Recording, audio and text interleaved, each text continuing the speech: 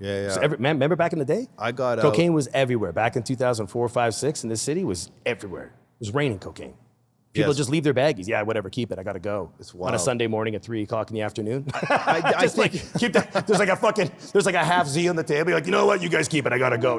You are now watching The Chris LaBelle Show.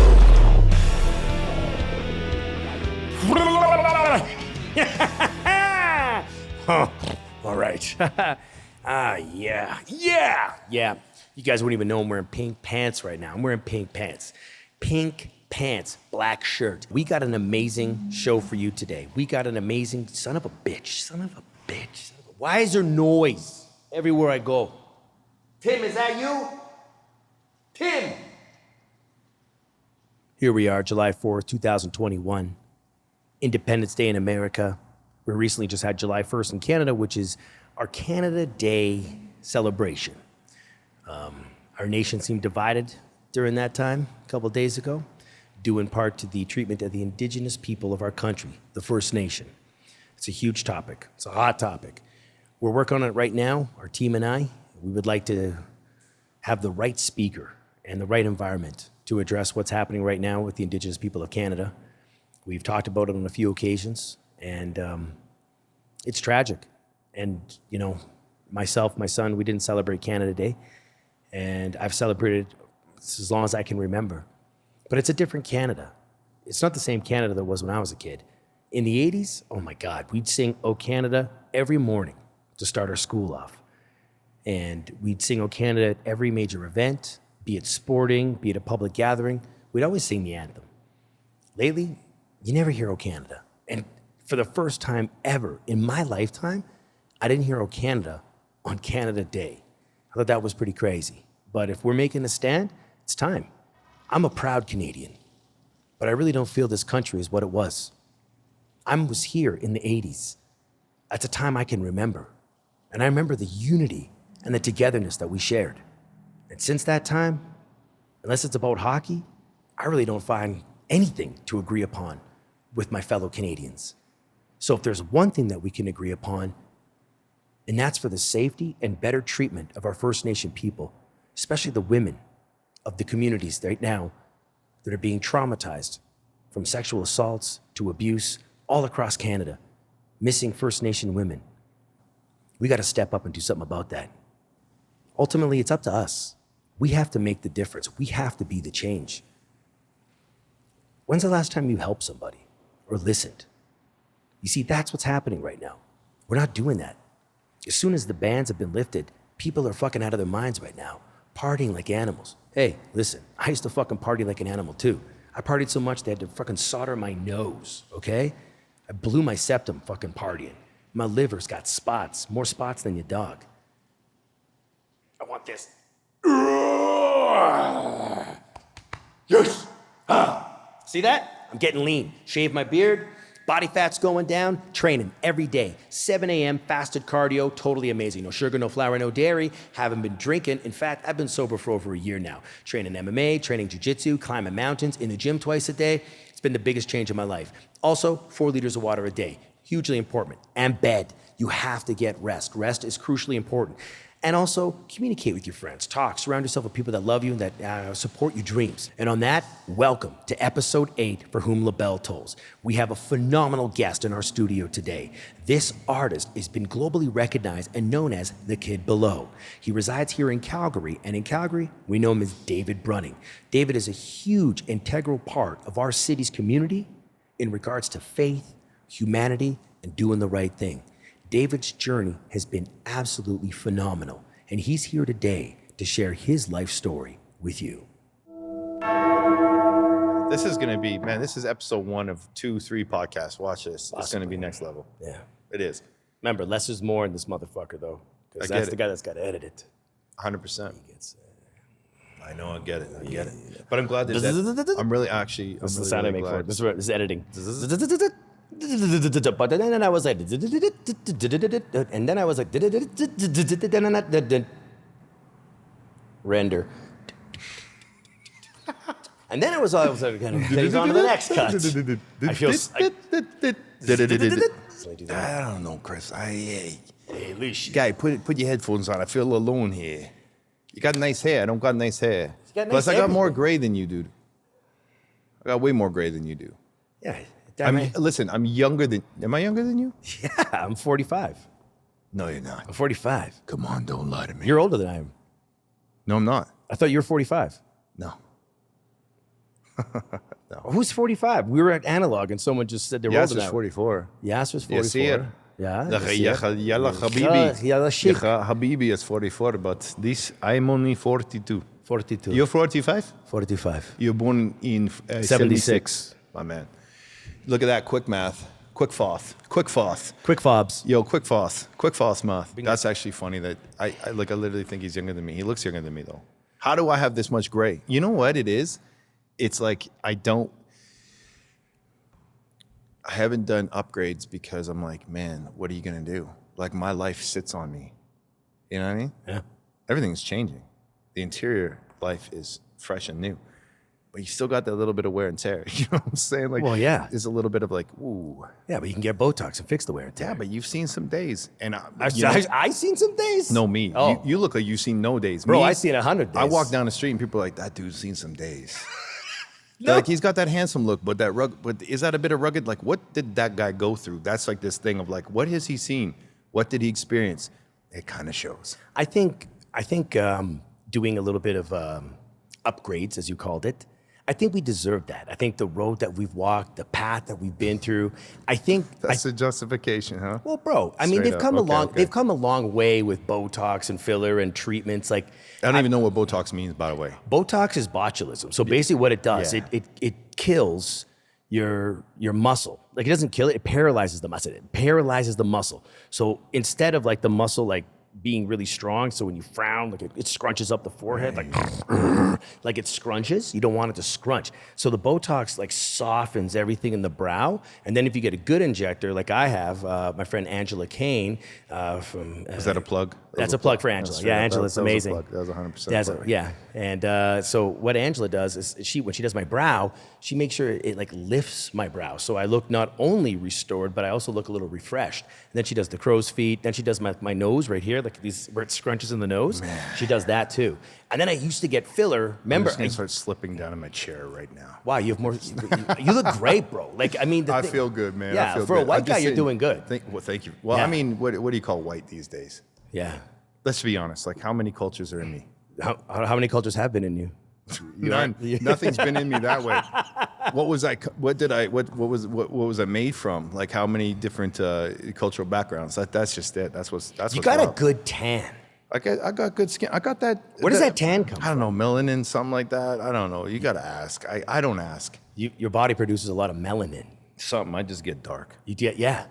So everywhere I've been in the world, people just come up to me and start speaking their native language. You got that look. They're like, yo, Spanish, Portuguese, whatever, you know? Yeah. And I'm like, And that's what's interesting because all of a sudden they're just like, man, and even in Portland, so far as to say, when I was like, I've been there about 2 years of my whole life because one of my best friends is down there. So I ride my bike down or whatever, drive down, just whatever. I know that city really well. Portland. So I'd always be on MLK, right? So like the store, the Nike factory store on Martin Luther King, I'd always roll in there and they always thought, man, that dude's like a quarter, he's got to be a half. Like he's a brother, but like what's the mix? Light skin. Yeah, light skin. So like all the sisters Sisters and in brothers, there, yeah. the brothers that we connect and like, yo, like But the sisters, what they like. the sisters were like, right? So I was like, something's up, and they're like, yo, where you from? I like African American women. They let you know. Like if they're into you, they let you know. They're like, they're right out in the open too. Beautiful. Look at you, and I'd be like, hey. Absolutely beautiful. Canadians, not as much. Yeah, it was weird. I mean, I remember like, I think what's so crazy is the ability to accent. That's one thing I always noticed in my life is the ability to accent, and so that happened when I was young. The ability to chameleon. So I would sense a vibe as a kid, and if that vibe, I'd roll in and I'd sense a vibe. Like it was just a vibe. I just sense a feeling or emotion. I would chameleon to that. That's cool. And so as I got older, I would pick up accents real well. watch a lot of films and study accents and that sort of thing. So if I went to the States and all of a sudden I'm talking like this and that, whatever, if someone's down from the South, I'll bring a little bit of the South out and just draw everything out a little bit more. If someone's saying y'all or someone's saying whatever, I'll just talk like that. You just do whatever, right? But what happens, right. so you start doing these funny things. Are we allowed to even like do impressions of Americans no, anymore? no. Like No, we can offend Americans. That's okay, right? We're Canadian. Yeah, no, you can't offend nobody these days. What do you mean you can't offend nobody these days? What are you saying? I'm terrified to be canceled. That's I'm waiting. 8 episodes in. What happened to LaBelle? He got canceled. What on do you do? this episode. He did American impersonations of guys. Hey man, I ain't stupid as I look, man. I'm just saying it's interesting because even like when I was in Costa Rica or down in like when I was in New Zealand, living in New Zealand, like the Māori culture, we say Maori. There it's the R's kind of sounds like a D, so Māori, right? So we would say as in English, kia ora to say hello, like Kia ora. Kia ora. But Kia ora. They would say kia ora. Kia ora. Kia ora. So it just rolls, right? Kia ora. Kia ora. So who says that? The Maori. The Maori. So kia ora. So it's just like a flow. So I pick up on those things, those little nuances, those little like. You got Maori on keto. Yeah, I'm on keto right now. Yeah, you look like one. You look like a Samoan that discovered keto. Yeah. They some of my favorite people in the world. But I learned how to speak like them. Are they tough though? Are they like generally like their energy? Man, they're some of the kindest people in the world. Now, are they warriors? 100%. In the bloodline, warriors. But when I was living there, I connect with so many different people in New Zealand, and it was just like some of my favorite people are still there, and they always thought they'd be like, "Oh, bro, are you Māori, bro?" They'd say that to me, and I'd be like, "Oh, bro, I'm not, I'm from Canada, and you just like you do these things, and you just pick up on it. So I could fit in, I could slide in, and I think that's been like a big thing in my life, my whole life. And when were you there? When were you in New Zealand? I left in the fall of 2016. Has it been that 2016? Yeah, 5 years. Yeah. So you and I were in Analog Coffee Shop, which is Calgary's best coffee shop. Straight up. So I remember when you came back from New Zealand, and I was in line getting coffee, and as the door opened, this breeze of the ocean and sand and jungle just swept in like rainforesty, like this like amazing tropical Sound smell. like I walk in and I'm like bringing all that. Yeah, you brought, man, brother, I'll tell the energy. I probably smell like that too. Yo, you did. You smell like the ocean. I remember you came to hug me, and I'm like, I remember I was like, bro, you smell like the ocean. Like it was just like such a strong, clean, powerful smell. It changed my life. And like the energy that came off you, man, it was like, I swear to God, bro, that was something. You know that changed my life. Like there was a massive shift before that. I had made some decisions to change a lot of things in my life prior to that departure. I took a big jump out, and New Zealand changed me completely. And it's not like some backpacking experience and going out and partying. Like that don't change nobody. That just is like, yo, I went to a massive party in Kopipi and it was dope. And I met Big Mama, and Big Mama hooked us up, whatever, It's not like that. That was Thailand. Like Thailand. Oh, Thailand was just, that was cool. But So we'll go to Thailand in a second. So we don't need to go to Thailand. Thailand's a long time ago. But okay. So you said that changes were being made prior to New Zealand. So you knew that there was a life change happening, and then you went to New Zealand and rediscovered yourself, perhaps? Like, what was it that happened prior that led you to New Zealand?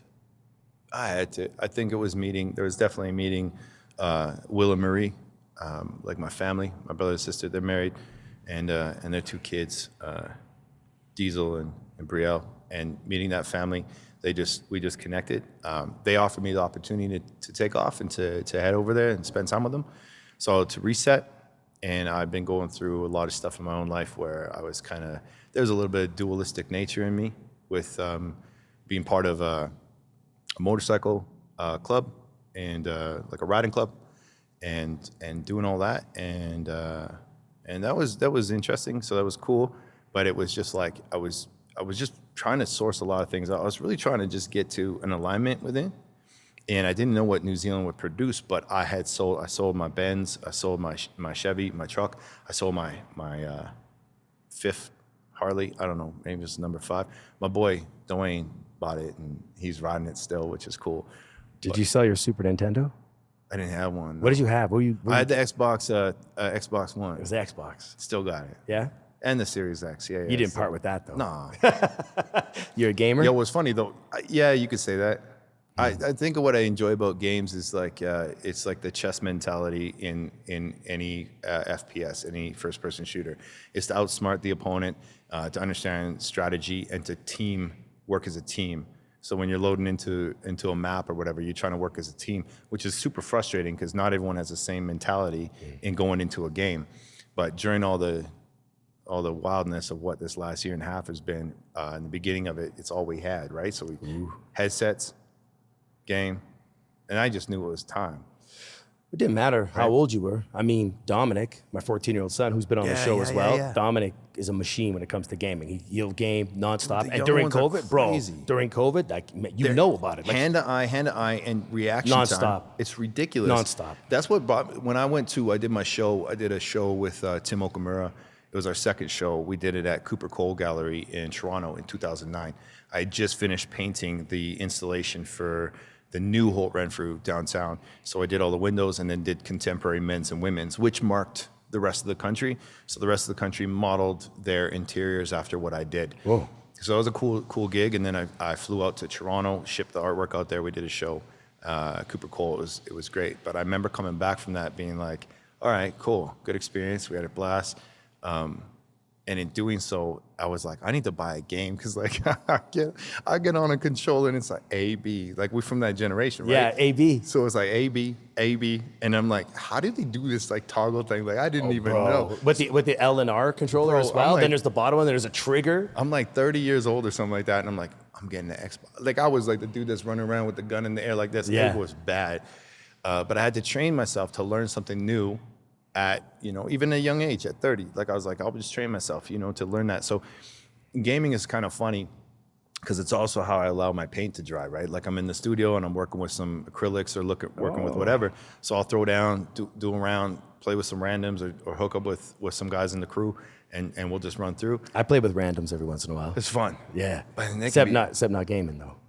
Oh, word. Yeah, when you say random, come on, bro. Come on. randoms. You messing with randoms. I'm like, what, David? Man, I do. I'm like, David playing with randoms? Yo, I'm going to sound like super old school with this one, but you know that's not even me no more. No, I know. Like, You don't it's- mess with women. Nah. You don't mess with them at all. It's not to say that there's an alternative lifestyle in me or that there's a different form of sexuality in the sense of whatever that may look like, but I'm like, women, yeah, fantastic. My sexuality is hetero, if you want to say. I don't even know if you can say that. I think hetero's okay. Yeah, that's there's like 75 different sexual orientations. Yeah. I think you could be one now. That's the reality, but I learned something in the A little vanilla though, David. Me? Oh, hetero. Is it? Isn't hetero just? I don't even know, man. I don't know. I don't even know. I can't play anymore. I don't like that's why it sounded weird to do it because I'm like, what's the label? Like if you know me, you know me. Like, Yeah. But having been through what I've been through in my life, I just made decisions to do opposite of what I was used to, which has been kind of, if I want to say, shed upon you, because I'll come at you. You know this. I'll come at you. Yeah. We'll sit. You know what's so funny about this is we're sitting here doing podcast time, and Chris and I take a photo in analog one morning, sitting at the bench, and I'm like, yo, should we do a podcast together? Which is dope. We took a photo. That was like over 3 years ago. People were like, yeah. Yeah. We should do one together. should. But it's funny because I will, due to our friendship and due to our respect, our love for one another, I will definitely, I definitely shed on you in that sense. Like I will bring something to you and be like, have you considered this? And that's happened. I think that's happened more. Well, I mean, there's one very significant moment that You wanna get David. into that? You wanna- yo. David's influence came into my life the moment I met him. But there was one particular episode back in 2016, just before you went away to New Yeah, Zealand. yeah. I had my first major sold-out comedy show at Yuck Yucks Calgary. Who need to book me? What's your problem? And so I had this. I sold out, as I always do. And there was David and the group of my It's like Carmelina, I think. Yes, or Carmelina. Yeah. And they're like my sophisticated friends. Like they're Oh, thank you. yeah, like they're, how do I describe? They're enlightened, they're intelligent, they're funny, they know what they like. And they're all there dressed to the nines, and the whole place was like dressed to the nines. But that table, particularly where David sat, these are my peers. These are people close in my age group, people that that have influence. Like David's traveled the world with his art. Like, oh, I don't want to fuck up.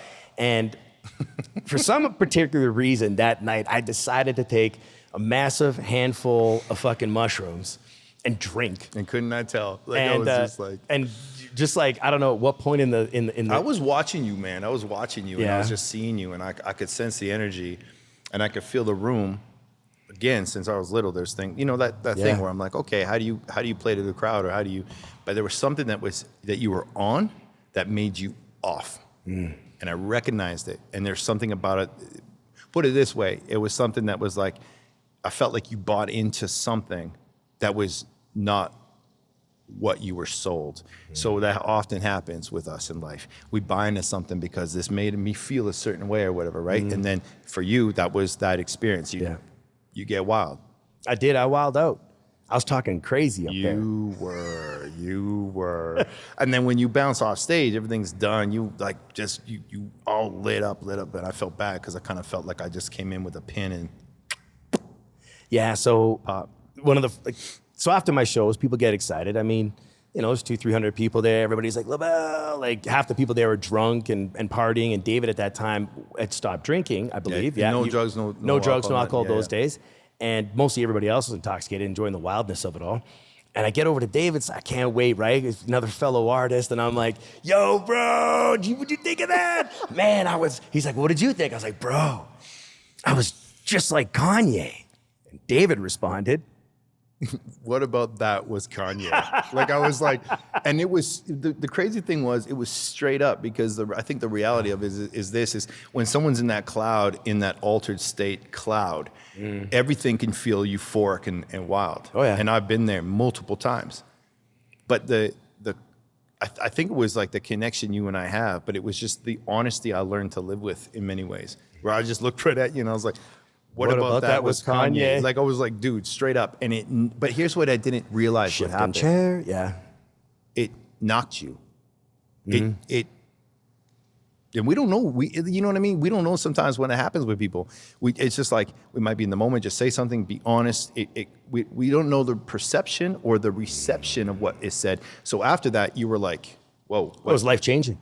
Yeah, it was. Life-changing. Yeah. So, but our relationship really started to grow after that. Oh, yeah. Too, like 100%. big time. Like that was, yeah. we need a better. There we go. Yeah.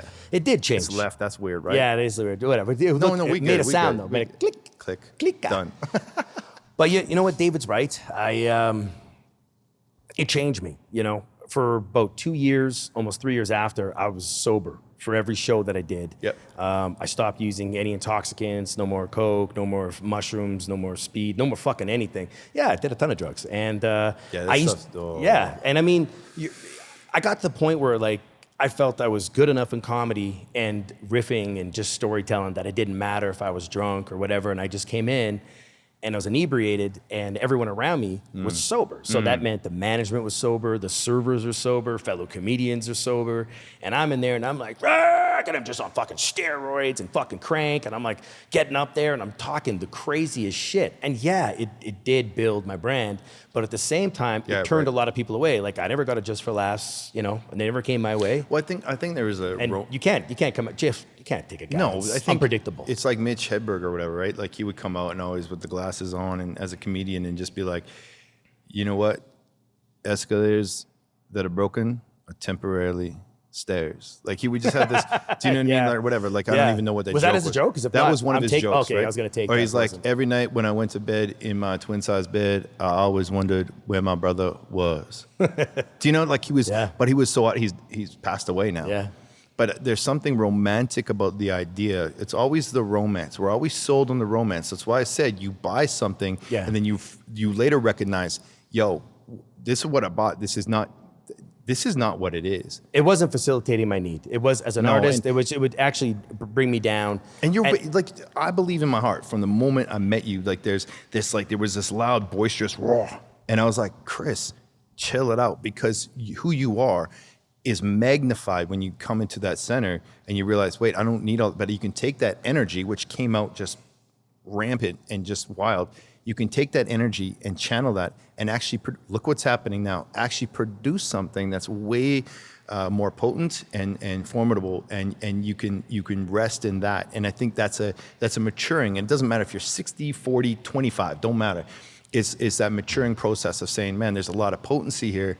Because I was a loudmouth. You know what I mean? Like, Yeah. we have that in us, this loudmouth and this, like, whatever. And some people might still think it if they're remembering me from years ago, and bless them for that. But there's a lot of learning. So, I mean, I just saw it in you, and I thought, man, how do you become the best that you can be? And then how do I facilitate, or at least come alongside and actually love you in the proper friendship context that actually edifies you and brings you up? Yo, man, you helped me with lots of things, man. It wasn't just the comedy aspect or the performance aspect of things. I mean, once I Don't say decided, relationship. Did I help you with relationship? how do you know I was going to go into relationships? I knew it. Yeah. But that's true, though. I mean, you did. I'm a weirdo with that stuff. Yeah, you're the relationship king. I mean, seriously, David, it's so many times. I mean, I'm fucking, I love with the best intention, but somehow, some way, you know, most of my relationships just fucking. Yeah, but at least you know what you. Absolute mayhem. Yeah, but you know what I respect about people that jump out and take a chance. I think that sometimes the hard way into relationships is, I think sometimes the way in is like I often say, a catch up. We jump into the physical real quick, and then we try to play catch up with the mental, spiritual, emotional. So you quickly go, wow, it's chemistry, right? Does mean sex? Yeah, you bust into it real quick. People I do. bust. But what's funny is you go into it real quick, you're in it. Easy come, easy go. Pretty Also, much. yeah. But then the reality is, what's the reality after that? You come into it real quick, and then you're looking at the person being like, damn, you got Yeah. this lust. Yeah. You got this thing being like, man, what if the knowledge of a person isn't there, of who the person truly is, and the lust is, what does that breed? Starts with a J, jealousy. Because what happens is the eye becomes lustful, the heart becomes lustful above all things. And then you end up not even wanting to know that person for truly who they are, which puts two people in a mess. Now, if people are just about that and they want to get their busy on, they can get their busy on. That's all good. You'll reap the reward of that, the fruit of that, if you will. But when I looked at it from your standpoint, and not just you, but I'm saying like from having lived through that. Oh yeah, you cancel all the guys at the coffee shop. Bro, I used to, This guy sits down for coffee. It's just like, man, I don't even mean to. Bro, this guy sometimes. doesn't even get a chance to drink coffee. It's just like people are coming down to him with all their life problems. Yo, They're that's like, why I grabbed the 6 ounce now. I'm Yeah. like, yo, just give me the track cap. Yeah, people they got to pay you to be a therapist there. Nah, I mean, I just do it because It's God's work. I think I do it because I love people, and because God loves me, and because my life changed. And graciously speaking, which is crazy, and respectfully speaking, of all that I've been through in my life and of the experiences and how I treated people and how I was treated and yada yada, there's grace upon grace on my life, because it's amazing. Like, there was a time even when after I got sober, which was How long you been sober for? 10 and a half years. 10 and a half years. Yeah. I didn't long- know how bad I was. It's a long time. Yo, I didn't know how bad I was. But now stories come out where people are like, oh yeah, remember when so-and-so, and we would see you around all the time. Like, younger girls, whatever, be like, oh, there's whatever. And they're like, but he's this, he's that. What kind of drugs were you doing? I was, how do you say it, man? I was a big experience pusher. So I wanted you to experience with me. So unfortunately, I got into the hands of the yayo, and that got real crazy. Like, it was, cocaine became a big thing for a long time. No kidding. Very, very heavy. Very, very heavy. When you say heavy, is it we talking daily? Oh yeah. No way. Yeah, I go to like a nose specialist because I was like, I gotta be good about my health, and I'd be like, yo, man, I got like a nasal problem. I'm like, yo, can you just check the, is it deviated? Like, what's going on? He's like, you're good. And the doctor would just be like, I'd slow down though. And I didn't realize how bad it got. A lot of my friends would be able to speak on that today. Sadly, maybe a lot of people would be able to speak on it and remember me from that day and not now.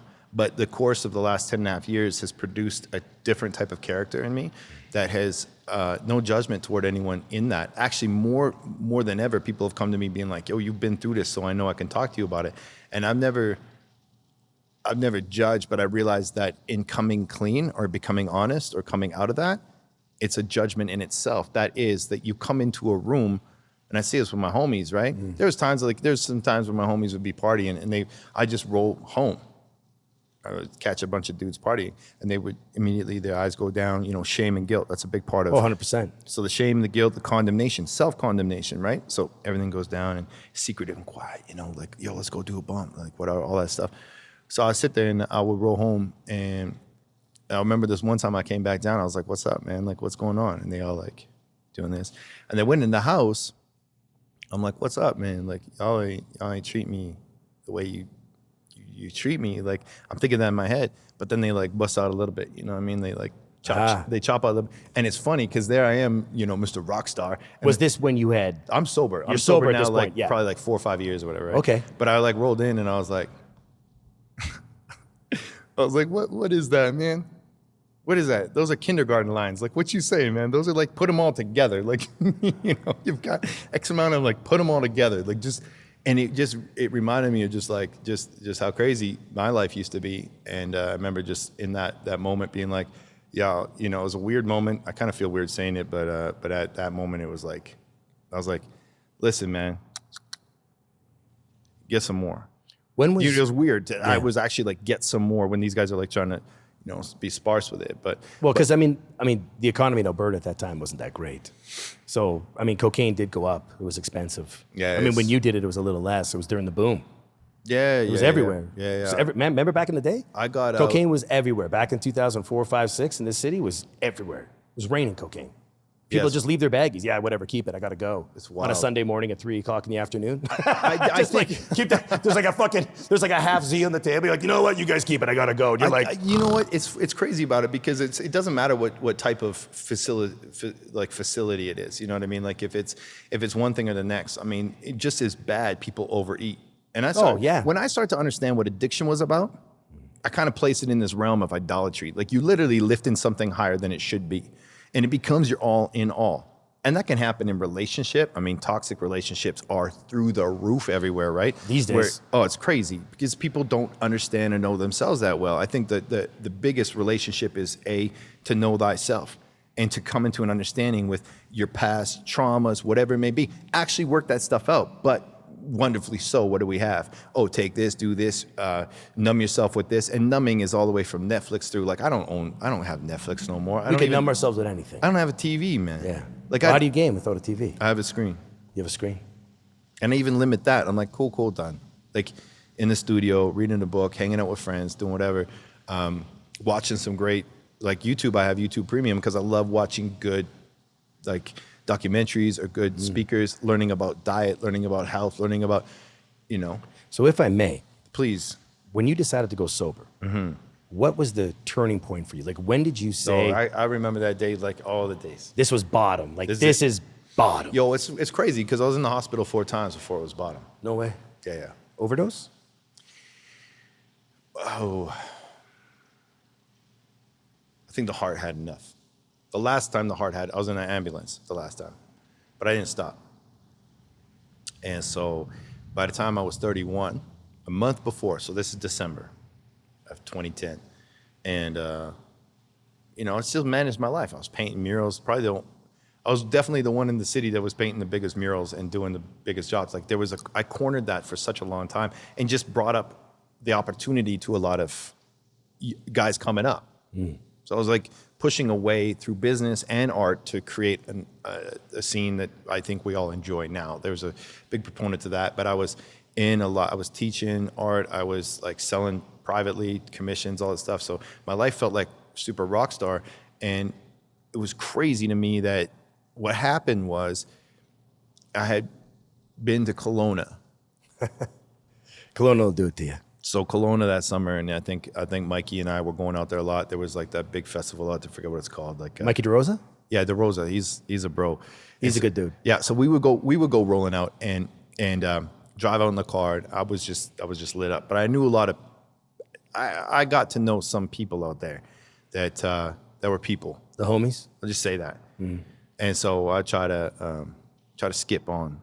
I would get lit up, have fun, but I always wanted the experience. Like I said, when drugs came in, it was like, you know, anything from when I started way back in the day with the really expensive single dose pills, I would be like, just give me the music. I just want to dance. Just give me the music. I want to just escape in that.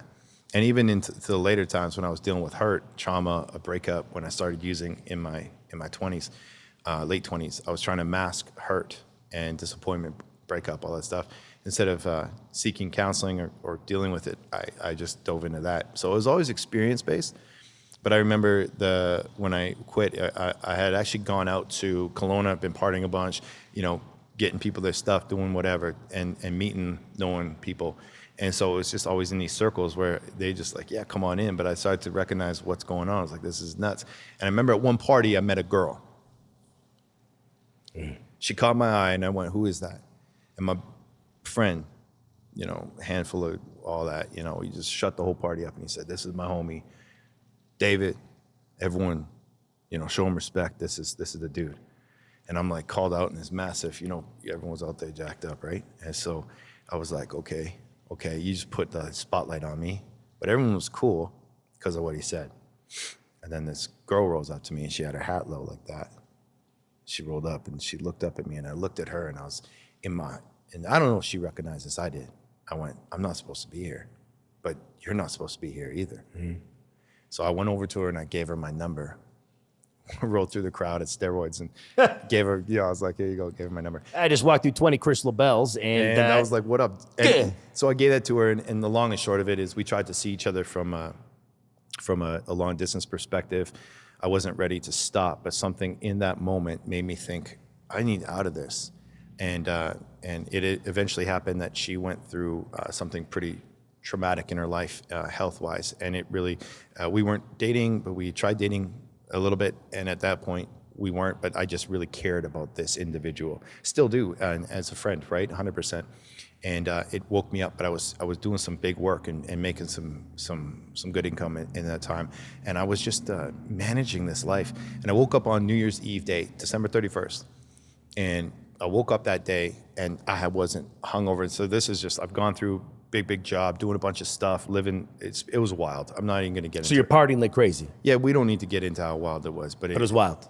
Things were wild. And I woke up that morning, the 31st, and I had like two big, you know what I mean? I had two big lines. Yeah, ready to roll. Okay. Because I had to get we could go all out here, bro. You don't have to sugarcoat too much. It's your story, man. So I had two ready to go. That was my morning. You know what I mean? Just get the heart rate back up, grab my smokes, grab a bottle of white wine or whatever. And really? They started your day off with 2 bumps? Sometimes I would because I was so exhausted. So I had to get the heart rate up again and like, let's go. And I remember waking up and I looked at that and it was crazy because I took that and I grabbed my trash bin and I wiped it off. And then I grabbed a bunch of flaps and emptied them out. You would never catch me doing that. And then I went to the fridge and I grabbed the alcohol and I dumped the alcohol out. And I went through the trash into the bin out back. And I had a really close friend at that time, Michael, and I called him. And right when he picked up the phone, I just started crying. And that's when I was like, it was nuts. But I just said, I need help. Like I'm done. And it was such a thing because what hit me so hard that day was when I woke up out of bed, I wasn't hungover. I didn't feel it anymore. And when I looked at what was in front of me, I was like, I can't do this anymore, man. If I go out tonight, I'm not coming back for 2 days. Like I'll be out till January 2nd. That was common for a lot of us. And I'm not alone in this, but it really, really, really, really pushed me. And so I knew I needed help. And so it was like cold turkey that day. I believe the grace of God broke me free of it that day. I didn't realize that till years later. But I went into rehabilitation the day after my 32nd birthday, which is January 25th of 2011. And I stayed there for 3 weeks and told everyone I was going to Mexico to hide it because there's still that shame. So you were ashamed to pull yourself out of that lifestyle, to say, I quit, no more drinking, no more drugs. You couldn't even tell the people you were around because party people don't give a fuck. No. They don't care. They just want to keep partying. You know what's sad is that I don't ever want to put something on someone, and definitely through this interview and through us hanging out right now, I don't want to put any idea of what it is. If people like partying, they like doing it, okay, do you. You and I right now have mutual friends that don't know when to say no. We have how many friends have we lost in the last 15 years from barbiturates, from overdose? I have no idea. Enough. I don't know anymore. So it's okay to say. I had 8 go in 1 year. See, and where I come from, Thunder Bay, I mean, I lose a friend a month. It was nuts. It's nuts. Yeah. So it's okay. Personally, yeah. You choose your lifestyle. You do whatever it is you want to do, right? Yeah. But at the end of the day, when it's affecting those around you and yourself and your health and your income and your mental state, it's abuse. And at some point, You don't see it though. you don't see it, but we see it. But here's what's interesting though. You know, when I start to understand the grip of addiction, and I started to see why, man, did that wake me up though. I got a little emotional back there. It's all Sure, it's good. okay to be emotional. But I was just like, when I started to understand, when I went to learn about what was going on, Where'd you go? I went to a place called Lander Treatment Center. Where's down that? in Claire's home. Claire's home. So a 3-week program, went in, and I knew I had to because I had to work. And I knew that I was a functioning Addict. Like I never stole. I never, you know what I mean? Like I wasn't like with women. I was never some like rude dude. And if some woman from my past is like, yeah, he was. I really don't think that computes. Like I was always like a lover. I was always like but I was selfish in the sense that I was stuck inside myself. It was my means. So like even in the context of any exchange, partying or with women or whatever, I was not available. But I realized that I was not available emotionally because how shut off I was because of traumas or experiences or whatever. I had to face those things. And what was funny about it is that when I got sober and I came out of that, and I was like, man, like Mike drove me down there and it was dope. It was like, Mikey that drove you down. Mike drove me down. We had my 32nd birthday party at his house, and that's when I came clean and confessed to everyone. And half my homies there were just like, what? What do you mean? You've been, what? Others were like, oh my gosh, why is he saying this? But I was like, I'm done. I got so sick of it, man. I got so sick of it. I was like, when I woke up that morning, I'm like, I'm never going to be a dad. I'm never going to be married. I'm never, like, how can I even continue in any aspect of this? Or even my career, you know, if you want to think about that, I was like, how can I continue doing this and actually make something of myself? I'm going to be dead by 35. Like, I'll be dead. So you truly thought that you're not going to make it past 35? I would, no, oof, The way you were going? never. Would those around you agree? Yeah. You'd have to ask them. Now, do you still feel that you have addictive qualities, or do you feel that you put those at bay, or they're always there? I think, that's a good question. Are they? You tell me. I think addiction, well, you would know a little bit too. Well, yeah, I know. I would say, I've been on the wagon myself. but that's a good question. I would say I'm an all or nothing type of guy, but I would say I'm learning to live in a space. You know, I'm older now. I've got a lot of experience. The cool thing with sobriety is simply this: clarity. So when the clarity from the drugs, the alcohol, the substances, when the clarity left, okay, or sorry, when the substances left, when the clarity came. Now, what are some of the facilities that are left? Well, how do you treat women? How do you treat relationship? How to treat yourself? How do you treat friendship? And then importantly, how do you treat yourself? So I came into an understanding of faith in a deep way, not a religious context, but in a deep way of being made one with the Father, being, you know, and it is through Yeshua. Like, you know, Those probably don't know who Yeshua is. or Jesus, if you want to say his real name, Yeshua, Yehoshua. But I came into a strong faith, and when I encountered that, it started to unravel who I was. So sorry to interrupt. Yeah. So you're saying that at your moment where you had enough poisoning your body. It was fully God. It was, 100%. and you're like, it was God. Everyone thinks it's a cop-out when they say that because they know the AA books. Like, they're like, your higher power. Like, that light, that's my higher power. Like, nah, dude, say it for what it is. Like, I didn't know. So I couldn't say it for what it is. Was God in your life prior to addiction? Yeah, religion, yeah. I think Religion. faith. I grew up Christian, you know what I mean? But I grew up understanding the do's and the don'ts. Like a lot of people, like a lot of my Muslim friends, they know, oh yeah, go fast for, you know, X amount of days and make sure you pray and make sure you do this and make sure you give. And my Catholic friends, make sure you say, you know what I mean? This, like, Don't eat meat on Good Friday. there you go. Like, you're going through everything in the context of like what you've been taught, trained, and indoctrinated into. I didn't understand a relationship. It's the With furthest relationship with God? with God. Yeah. And then really to thyself be true in this sense that I needed to. That was awkward. That was amazing. That was, Chris is just trying to give me Chris trying to give me the high ground right now, I tell you. Man, David, you getting too serious, man. that was God's will right there. God's like, good. I see that. It was like, Those that humble themselves will be exalted. Those that exalt themselves will be humbled, man. I exhausted, exalted. I don't want to get preachy on things, but I just felt like something shifted in me that day. Like there was definitely something outside of my own power, my own ability, and I'll say it like that. It's own power, own ability, to each their own. They want to believe what they want to believe. I believe faithful people are phenomenal people. And so what I learned is that I was humbled, and then I had to restructure or relearn my life. And I think that's the craziest thing, is like being like, you know, like you're rolling around the city, like every place you go to, bouncers would stop me at like the old Mercury and stuff. They'd be like, hey, sorry, man. And my attitude sucked. I would just look at them and be like, excuse me? Go get your manager, man. Like I just had this attitude, this ego. Yeah, and I'd be like, go get your manager. And I'd be on the front cover of like Fast Forward or something right behind him. And I'd be like, turn around, man, take a look. And he'd be like, and then the manager would come and be like, yo, man, honestly. And then the guy's like, yo, sorry, bro. And I'm like, this is so dumb. Bro, I've pulled rank. It's You know how many nightclubs I walked through? What do you mean I can't get in this place? You see this fucking... Bro, where's your man? All of a sudden, hey, LaBelle, come in. You get past everybody. You create a scene. Nowadays, Bro. I go in... My God, I don't know if it's because I'm 45 and people don't know who I am anymore, but there's times I got to live that... I call it the peasant life. I got to wait. Oh, it's going to be a half an hour wait to your table. It's going to be an hour wait. And midway, right away, I'm like, want to go to my phone. I know the fucking owner of this place. Do you know who I am? Yo, I was at Trolley the other day. I was like, what? What do you mean I can't get in Trolley? I'm going to call Ernie right fucking... He was on my podcast. What's funny about it now? I never did like, it, Ernie. No, yeah, there you go. Right, I never did it though. But like, what's funny about us now, like even like being older, is like you know it. Like you know so many people that started this, started that, started this, started that. People like that for me, people that collect my artwork, like painting a Ginless house, painting Stephen Ames' house, like meeting some amazing people. People You painted a Ginless house. Yeah, I mean, no one knew until he sold the house, Dope. and everyone's like, "You did that?" And I was like, "Yeah," but that's like 4 years ago. But I just would, you know, I respect. Jerome McGinley lived here 4 years ago? Well, no, I'm talking when. Oh, when he sold the house. Yeah, they sold it for like 3.95. Was he home when you were painting?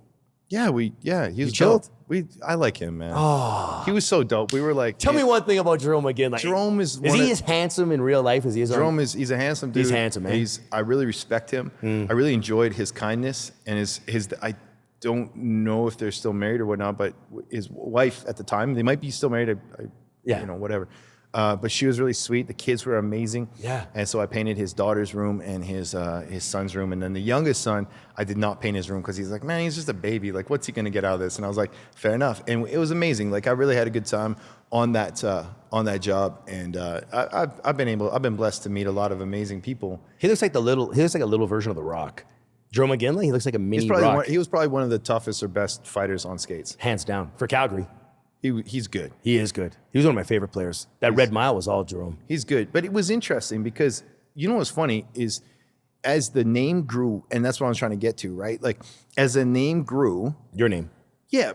You know, you go Belo and then the Kid Belo and then David Brunning in 2015. I switched from the Kid Belo to David Brunning. Yeah. The Kid Belo was still the Kid Beloved, right? David means beloved of Yah, beloved of God. So that's the Kid Belo, the Kid Beloved. But as the name changed, as the name grew in popularity and like going here and going there, it gets to you. Like I'm not even going to try to sweat it on people.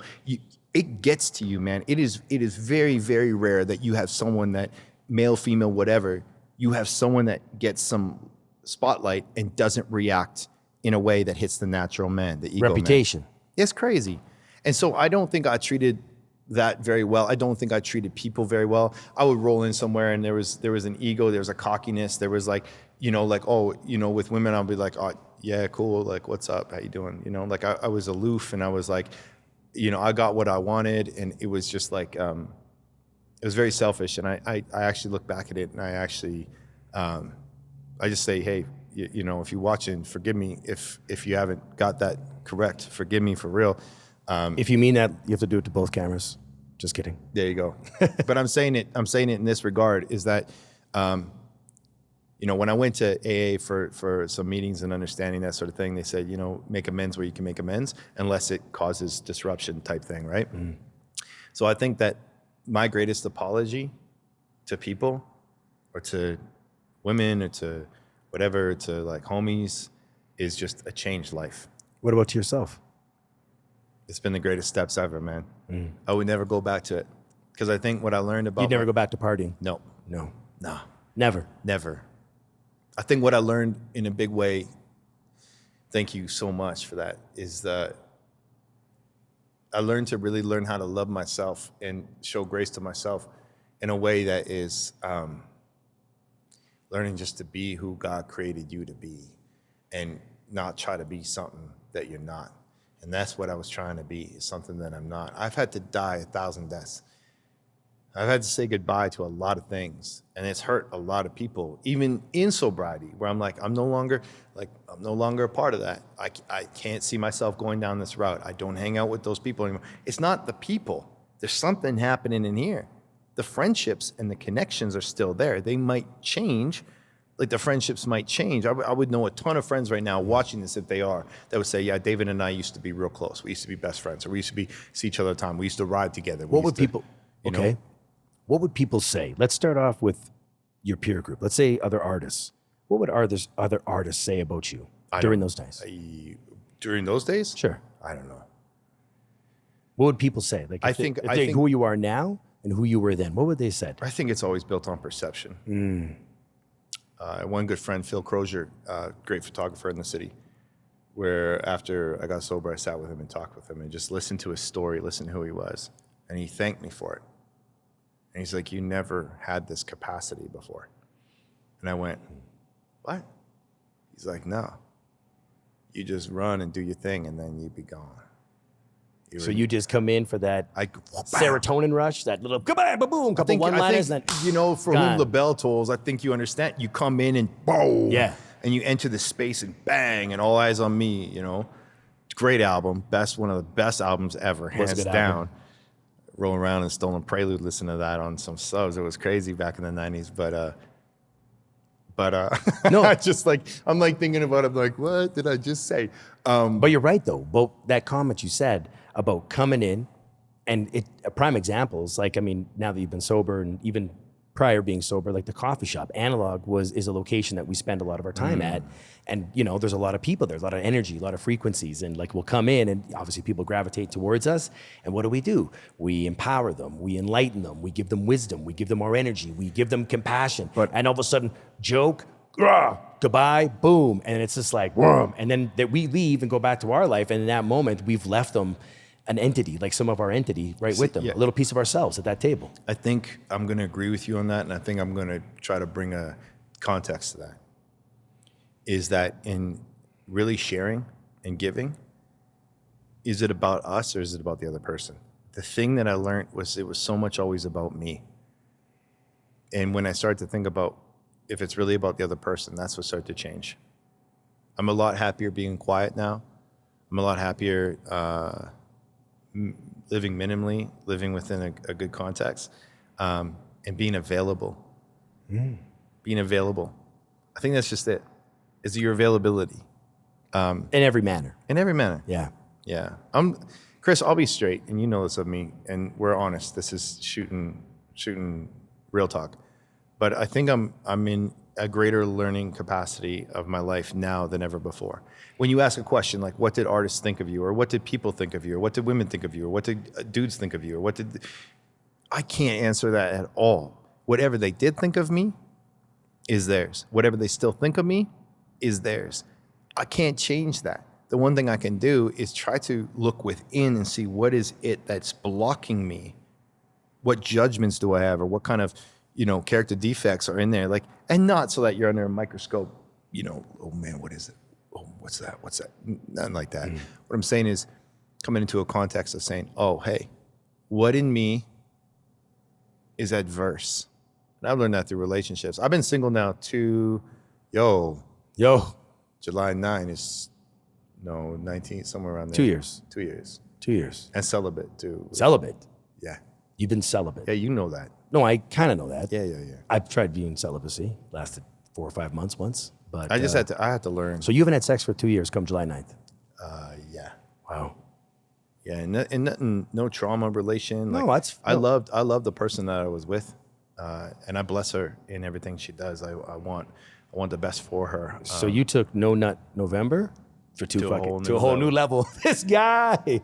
So tell us, man. There's probably a lot of viewers right now that are like, okay, tell us about celibacy. Tell us about celibacy. Teach us. Well, there's those big factions of like people are like semen retention, all this kind of stuff. But here's the thing. I just look at it this way. There's an energy that goes out, and people look at that energy different. I choose to look at the energy as quite sacred and also special. Do I esteem it or lift it up higher than it should be? No, but it is a very special thing. And I feel that when there's an exchange, like even down to like, man, I'm gonna sound like such a vanilla cake right now, but even down to the exchange of like hanging out with someone and getting to know them, that's an intimacy, that's a charge. What I talked about earlier, what I say, you jump in physically and you try to play catch up with every other aspect. What happens with the majority of people, they jump in physically because man, that they get going on. They about to do it, and then they do it. And they're like, damn. And some people just go regret right after because they're like, what did I do? I don't even know this person. Or a month later, they try to form a relationship out of it, and then they're like in this like trying to form Reverse order. It's they don't even know the person. And then what really comes out after a year of all the bubblies and goods and traveling and spending money and all that kind of stuff is you're sitting there looking at someone. Possibly this isn't the case. Let's just be honest. I ain't trying to market on people like that and say this is what is. I'm saying often this happens. And so the reality is that sometimes I think if there's no, I wouldn't say there's a right order, but I think something happens in playing catch up. And if I'm trying to get to know someone after I bone someone, is slang term, whatever, or I'm with someone that way, then I really got to check myself, because if I don't appreciate, respect, or know that person, then it is just what it is. And lots of people like living like that. That's cool. Would you say people demonstrate that lifestyle more today, post-COVID, during COVID?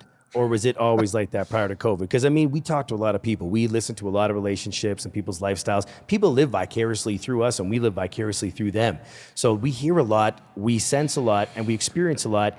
Because me personally, I find now women are far more likely to get what they need, to facilitate their needs. And I'm hearing a lot more men being like, holy fuck, man, she ghosted me. Like, a lot more dudes are kind of you look at the cyclical pattern of life.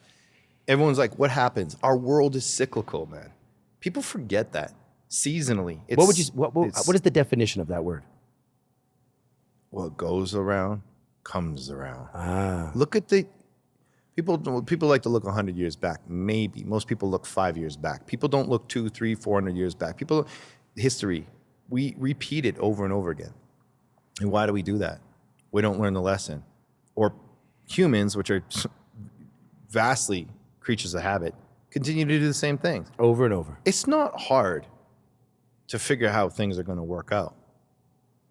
We're seeing it happen over and over again. But I think when it comes to the relationship aspect, I don't ever want to put what I believe on someone. I just know what's been working for me, and I'd rather know what's going on in my life and connect with someone at a soul level that matches the same heart as I do. But that's more important for me. You know what I mean? I mean, I love beauty, don't get me wrong, man. Like, I'm like, God, like I will even say it, like there's a lot of girls on my Instagram and stuff like that they're literally friends, like they're friends. And I appreciate their beauty. I'll tell 100%. them, I'll just be like, dang, you look good today. And it's kind of weird, and maybe there's a correctness in saying this, but there's an etiquette with it. There's a way to do it where you're like, like don't come off as some creep or whatever. But like, man, I'll look at my homies and be like, man, you looking good today, bro. Like, you're looking handsome. That's a good cut. Men and women. Totally. It's an appreciation of what's beauty. Beautiful, good, and true. And so when I see that, I'm like, dope. And some girls, I mean, I'm like, they catch me off surprise sometimes where I'm like, what, man? Like, dang, you look good. Like, you take such good care of yourself. Or like, you have great skin. Your hair looks amazing. You look fresh. You've lost weight. That you're dude looking on toned. 17th You're was looking like, great. what's the number one thing that connects you to the woman? And I was like, what? He's like, this brother rolled by. I'm like, what's up, man? He's just like, yo. He's like, what's the first thing? Is it like the breasts, or like he's going off on all the physical? The face. Is it the face, brother? Is it the face? Is it the breasts? Is it the booty? And I just looked at him and I was like, it's the hair, man. He was like, what? The hair. I'm like, she got that good hair too. Like, you know what I mean? Like, when I think about it, but it's funny. It's men, women, whatever. Ultimately, I don't think you and I would have so many female counterparts and associates and friends if we were not, what's the proper word, to be accommodating to their needs and their safety, and to be mindful of what they find comfortable in regards to a compliment. I mean, it's 2021. Like, you could literally say, wow, you look pretty today, and people can be offended by that. So I do Bro, I can't act how I ever used to act. Nobody can. But but here's the thing.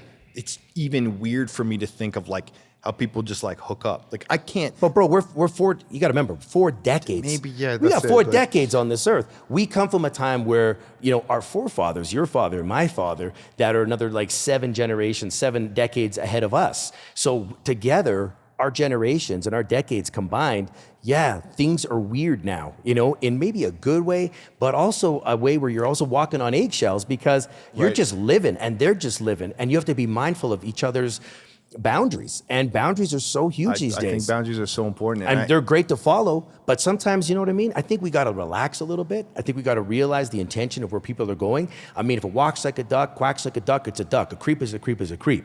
That's the end of the day. If you're being genuine, you're being transparent, and you're sharing a nice compliment with somebody and saying, because we do it with men, our guy friends, oh my God, bro, we're always empowering each other, all of us over at the coffee shop. And then you're also in that place with, I think about like rolling into analog, right? You know, you see Bree rolling, she's all smiling or whatever, let's say, right? Sure. And you're just like, dang, you look good today.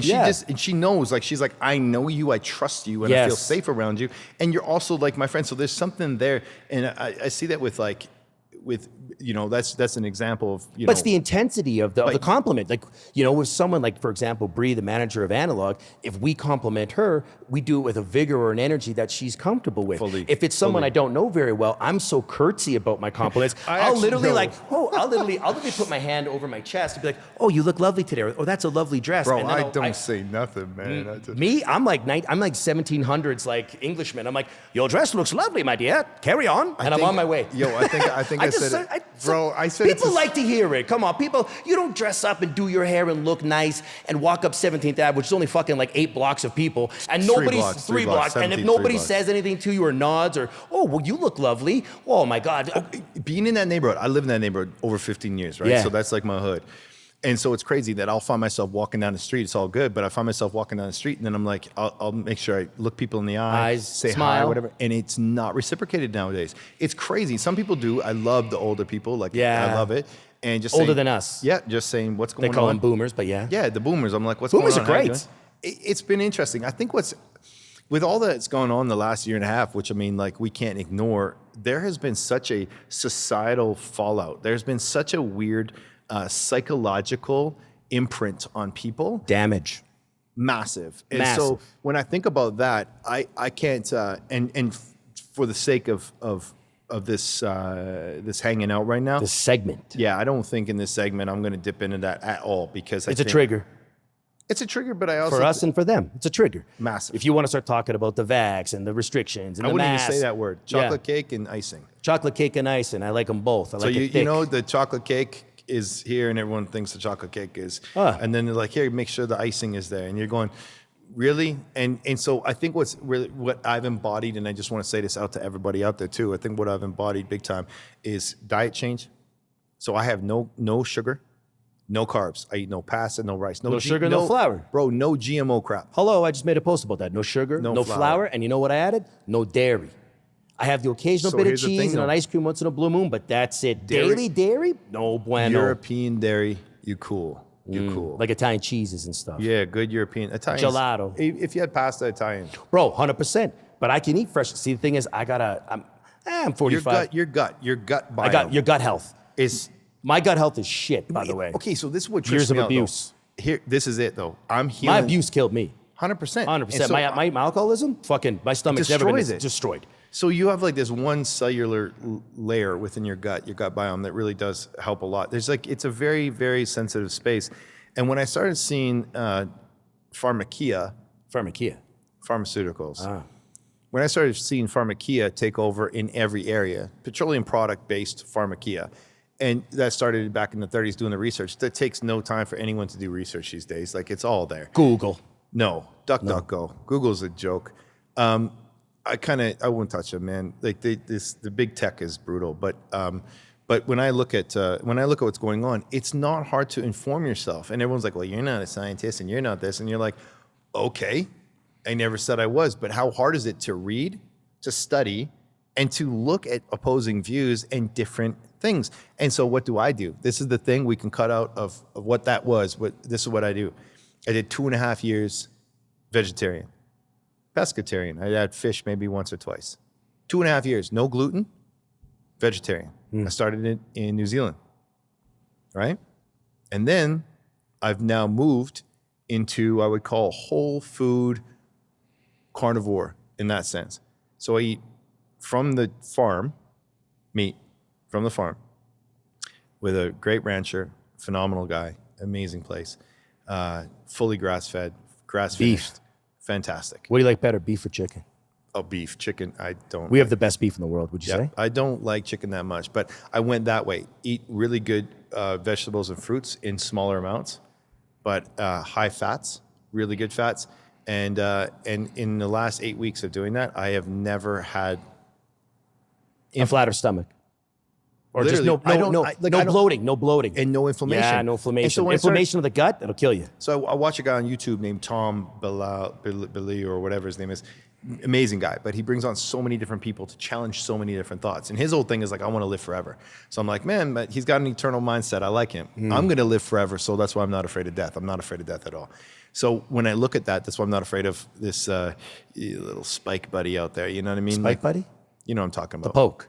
Yeah, no, I'm not afraid of the little, I'm going to make you sick, the little, the C thing. You know what I'm talking about? Get with it. You know what I mean? Listen, bro. The fuzzy little you don't thing want to with this. How come you don't want to call it by its full name? Because it's not. The name that we shall not say? Yeah, because I don't want it. You know what I mean? They What? censor all this stuff. Do they? So if they say the word of that, then it's off. Even in video. Fully in video.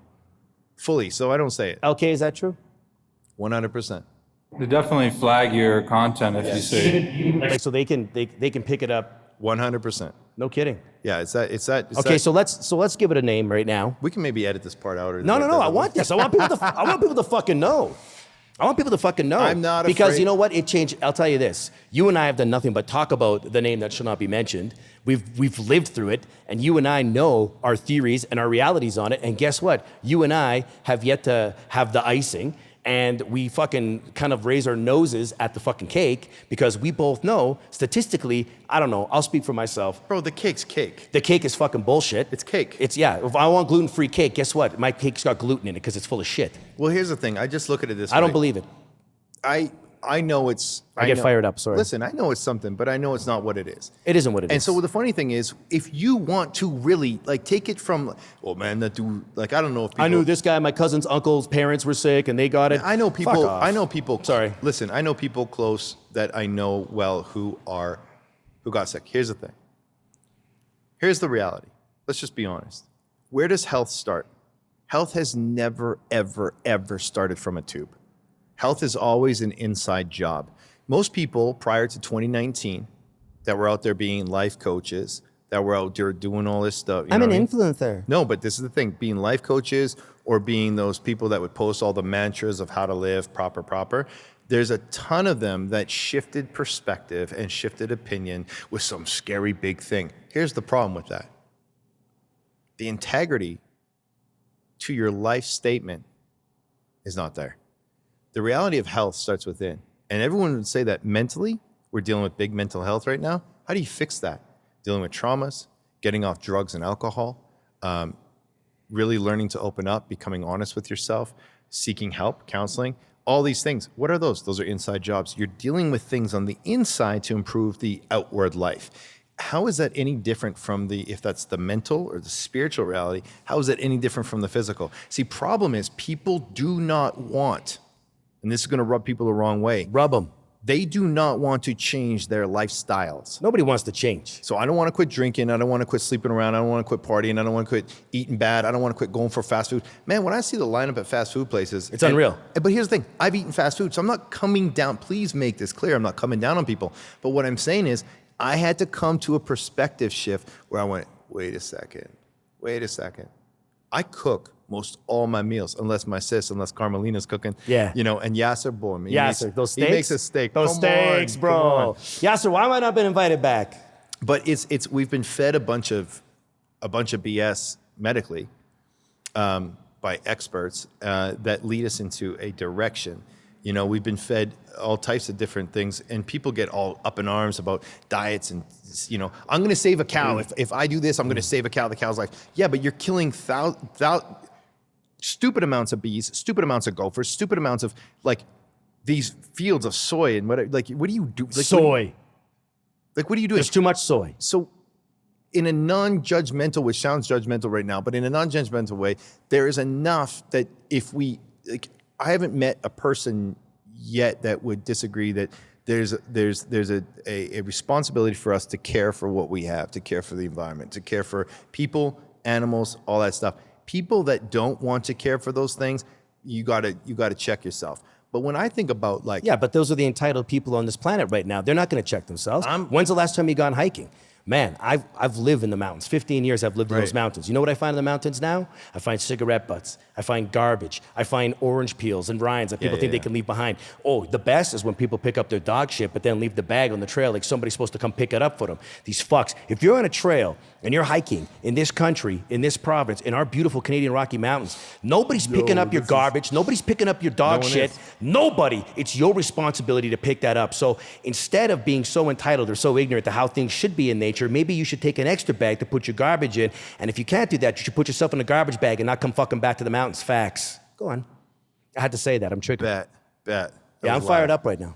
But here's the thing. I'm really calm inside. I got some peace. You're quite inside. calm. I am. I had that coffee, the second one of the day. But I kind of look at it this way. Like, I got nothing against people that want to be vegan, or people that want to be vegetarian, or people that want to be pescatarian, or people that just want to eat a basic diet, or people that want to be carnivore or lion diet or whatever. Like, I say do for you, but here's the thing. In every aspect of that, don't be blinded by virtue signaling and being like, this is, because you get carnivores that are like that, like, you know, carnivore diet people, and you vegans that stand on the same soapbox and jam. There's a joke, right? Like, how do you know someone's vegan? They'll tell you 30 times, right? Sure. But here's the thing.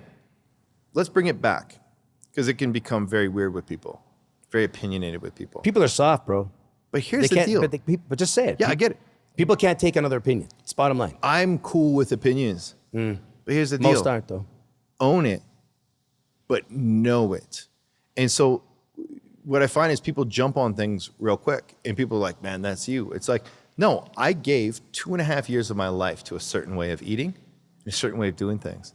Cooking, making my own food, not going out running to the grocery buying cheap filler. Like, I learned, like, man, you could ask the ex, like, real good salads, real good sushi. Like, I love cooking and stuff, right? But when I think about it right now, like, I cook my food, I prepare my food. I know the farmer where the meat comes from. But not everybody has that luxury, bro. It's not even a luxury. It's well, I think it's a. I do. went out and looked for it. You did, but not most people. Okay, so maybe you have the motivation to go and find out where your food think is that's from, just it. which That's just farm, it. Yeah. knowing the farmer. But the general person not only doesn't have the inclination, but they are conditioned to, you know, I'm going to go to Walmart, I'm going to go to Costco. I just went down a total loophole, right? Like, we're going to be like stuck in this diet thing, and people are going to be like, I can't believe that this mother, you know what I mean? Like, people, no. At the end of the day, I wore a fur coat and leather boots in front of a PETA organization. I didn't give. You know what? At the end of the day, everybody does their own thing. Let me put it this way. If Tell we me. lost all electricity right now, and I love the indigenous. Oh For man, me too. real, First man. Nation people, Like, for real. strongest people. I'm like culture, just like I love people. I love people and I love diversity. I love culture. But when we look at how an animal was used, I mean, everything from when that animal, and you hunt. And Yeah, I you know hunt. this, We call it harvesting. We and harvest you- the animal. Everything from the brain. The brain. It's nose to tail. And so everything is used, and there's a release. It's spiritual in a big way. There's a release there that's like, you're providing for me, and this earth has provided for you. And there's this, do we need to cue the Lion King right now? No, but we cued The a siren. circle though. of life, Yeah. do you know what I mean? An This- ambulance went by. Good Yeah, enough. like Close enough. the circle of life. We're what are we cueing? We're cueing the circle of life. That's why when I said earlier, all things are cyclical, people don't do the research or the history to understand what's cyclical. What's cyclical? Temperature, seasons, earth temperature, hot spells. Speaking of Cold spells. temperature, what's going on? There's hot. These. Yeah, we had a hot spell for 5 days. Yeah, but it was over 140 in British Columbia. you That's go. insane. That's nuts. That's nuts. Okay. Over 800 people went to a hospital in one day. Which is nuts. That's nuts. That's crazy. More people went to the hospital in one day for that than the thing that we should not say that starts with a C. That's a Right bunch there. of bullshit. So here's the thing. So what if temperature changed all across the country? Now suddenly it's the Delta wave? I don't know. Give me a fucking break. Come on, bro. This is the stuff where I'm sitting there like, I'm like, LK, should I?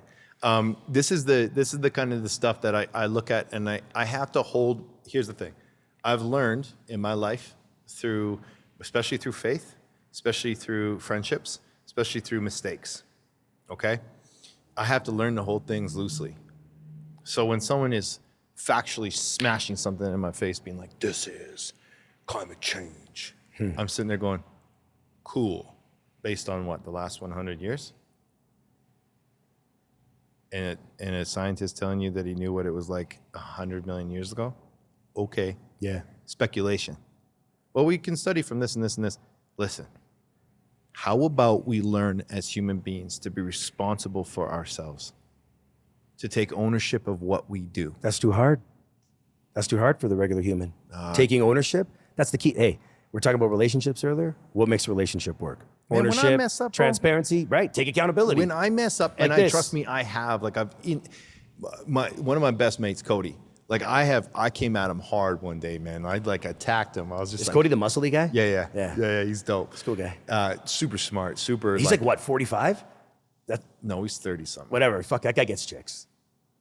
Take his chick. Yeah. Well, we're just talking about good looking dudes. Like that guy's jacked, good He's looking, dope. his hair's all flowing. Hey, bro, what's up? Yeah. I'm like, first thing I thought, I was like, yo, if I was that guy, I'd have 9 kids. Yeah, he's so funny. That's so funny, man. But like, I came at him once at his place, and I was like, because this is what happened. If this happens to you, follow these steps. He was saying something. It triggered me. In the triggering, I became defensive. In the defense, I shot back at him. When I shot back at him, he was mirroring something. As he mirrored that to me, I came at him saying he was this, he was this, he was this. I was displaying exactly what I was saying. Sound familiar? We all been through it. Projection. Projection, gaslighting, whatever you want to call it. Instead of, and in the moment, this is what blew me away. This is when I learned I was like kind of like growing up a bit. In that moment, I literally sat there, and he looked at me calmly, taking these shots hard. I can come down pretty hard. And I looked at him, and I was like, and he's like, bro, that's in you. And I repented. I turned in. Repent is metanoia. That's the Greek for it. It means to change your inner purpose, to change your perspective, to change your mind change. Metanoia, right? That's the Greek for repent. I repented in the moment, and I turned and I went, I had to swallow right in that moment, you and I in the same, like Cody and I in the same place. I swallowed this like, oh my gosh, what just happened? And I went, oh. And within 15 minutes, completely humbled and completely grateful. And I was like, dude, I was being prideful. I was being arrogant, and I was being not who I should be. And I just chose. So if we did that more and more, even with what we're seeing and we just talked about the last 10 minutes here, if we learned how to be unified rather than divisive, that would be awesome. Because I think the one great thing that sits over all things that I'm starting to realize is I don't agree with a lot of opinions and a lot of the things going on out there. I posted something on the Instagram today, and I said, this time more than ever has taught me that I'm in the world, but I'm definitely not part of it. And it's very clear to me. However, if I'm in the world and an alien to the world in that sense that I don't fit with this narrative and I do not fit with this realm of living, this low frequency type thing. Beta. Delta. What's delta? Delta's the new Sleep. Delta's the new Frequency level, yeah. delta is sleep. What? Oh yeah, sleep. So what do they call this new one? This new Delta. strain? Delta. So Because we're sleeping. sleeping. Everybody's sleeping. But if I look from a frequency perspective and all these, like again, I said before 2019, before 2020, everyone and their mom knew about everything. They would talk about, frequencies and being on a higher frequency. And some of those same people have kept to it. Their integrity is there. But a lot of those people jumped ship and went right into something else. Brother, I'll just say this. Prior to the lie, prior to the lie, and I mean, teach his own. Some people got the old, and that's cool. That's what they got. Right. I mean, I'm not judging that. It's the propaganda. It's the media. What is your views? I'm asking you your views right now. What's on? End of the day, I've never seen, for decades. I grew up in the 80s. If I was watching a movie in the 80s with Stallone, Van Damme, or Schwarzenegger, or some of those guys that are in these movies, these action movies, the best action movies ever were, and in the movie, there was an outbreak of something. And it's a matter of division. Now, suddenly we're divided. Suddenly there's these new regulations, like Demolition Man. We have to follow all these new procedures and protocols. And we're like, okay, but where's the proof? Where's the numbers? These are the numbers. Well, who verifies those numbers? We're the government. We say they're the numbers. Oh, okay. Sounds reasonable. And then we go further and suddenly we're locked into our homes and we can't go out, and what is considered essential and non-essential in regards to what we buy and what we eat and where we can go and how we can participate in religion and with family and how many people can be in the same quarters. Who the fuck are you to decide how we're going to live our lives this drastically? Oh, but in the meantime, here's some cash to shut the fuck up every single month. That was weird. For a country that's not like the most financially, the most powerful, we're now giving away billions of dollars in hush money. On top of it, now we suddenly get to a point where, you know, we came out with this magical serum that's going to heal all and keep everybody away from the big bad lie. And then now you're creating more division for those who accept and for those who deny. And we get to a certain point where we are now. And now we're in this position where at any given moment, all these freedoms and liberations that we've been provided once again, as of tomorrow, to be in fact, July 5th, everything's to be lifted. No more masks and all that great bullshit. Thank God. But this is also temporary. We don't know if this is going to continue. Right now, our mayor, Mayor Nenshi, which fucking, if anything about health, diet, nutrition, this guy should fucking follow. I don't give a shit if I hurt his feelings. But this guy wants us to continue to wear masks until September. That's madness. He wants to suppress us even further. Like, I mean, I don't take him. But who is he to tell us about what health and what's not? And he says the science behind things went out the window when they started to offer a fucking lottery and you could win money for taking your choice to have the old, and you can get, like Manitoba offered an opportunity of a lottery that if you get the old pokeroo, you have a chance to win the lottery, a lottery that'll provide you income. And I think at that point, like if you look at movies in the 80s, and your government, and now, you know, let's say Stallone, and there's a monitor and an audio, and it's like, you will obey your government, you will stay home, you will remain 6 feet from each other. And I can just see this foggy street at night with one headlight, and people are like wearing masks, walking by each other, no one even regulating. All of a sudden, you're too close to each other, please remove yourself from each other. Then Stallone like goes into his little dingy apartment that's opened up by a key, and he sits down, and now he has to like do a freaking, what is it called? Like he does a bath, like all this powder comes on him to disinfect him from all like the contaminants on earth. And all of a sudden the government's like, if you take this, and it's like this little friendly media propaganda, little routine campaign going on, as if you take this, everything will be okay. Join the rest of society to be a part of this little dream that we're in. And I feel like everything came on so fast, and the start of it was, oh, it's caused by eating bats at a wet market, and then they showed bodies in the street. Like, what happened to that? Do you know what I'm saying? Well, and all these numbers. And now the world is experiencing other traumas and other things in regards to war and famine and environmental disasters. And now, where's the buzz about the thing we'll not talk about? Where's the buzz? Now, 1 minute, it was in every single news article, 20 seconds a minute. It was popping off everywhere. Now, news has become more regulated. It's back to like regular news, as we call it, which is also pretty depressing. So similar to Chris LaBelle coming off stage, out of his mind, not in his right mind. And I ask, what about that is Kanye? Society is coming off this stage, and I would ask this question, what about that is natural? Which is that society? What about this is natural in this sense? Why do we promote organic, natural living, health, all that stuff, but are so far removed from it? Why do we promote things about community and unity and love and all that kind of stuff when we're so far removed from it? Why? Let's reflect on that for one moment. Yeah, that very title you said, we promote community, togetherness, peace, equality, understanding, betterment for mankind, right? We accept your religion, you accept our religion. These are our fundamentals. And yet, if any of these lawmakers or government or city officials were to be in society, in our moments that you and I are experiencing, they would realize there's nobody walking by each other saying, good day, how are you today? You know, no one's walking by each other being like, shalom. Like nobody is greeting each other or living in this mocked reality that our government perceives that we should be living in. And you're right, it is based upon human decision to have to make betterment for the environment, for ourselves, for the universe. And you know what? Remember my first guest? Maha Al-Ghul. She was the leader of the Palestinian protests here in Calgary. And Maha said she said two things actually, but the one thing she said was this isn't about Israel and Palestine and Gaza and the war. It comes down to humanity. That's what she said. This all comes down to humanity. This war is everyone's problem. Well, where do you we think all have to step up. Where do you think this is being creative? Here's the hard thing. If you look at history and you look at kingdoms, what does a good king do? A good king serve or queen serves. They serve. If you look at leaders today, very few of them serve. They serve themselves. They do. And so if you look at the history of how humans are creatures of habit, which we've discussed, which I think most people, whether they stand on this side or that side or whatever side they want to pick, because it's not about sides, but they've made it about that thing, sides. If you look at it from a standpoint of history, what have kingdoms done? Why is the king always rich?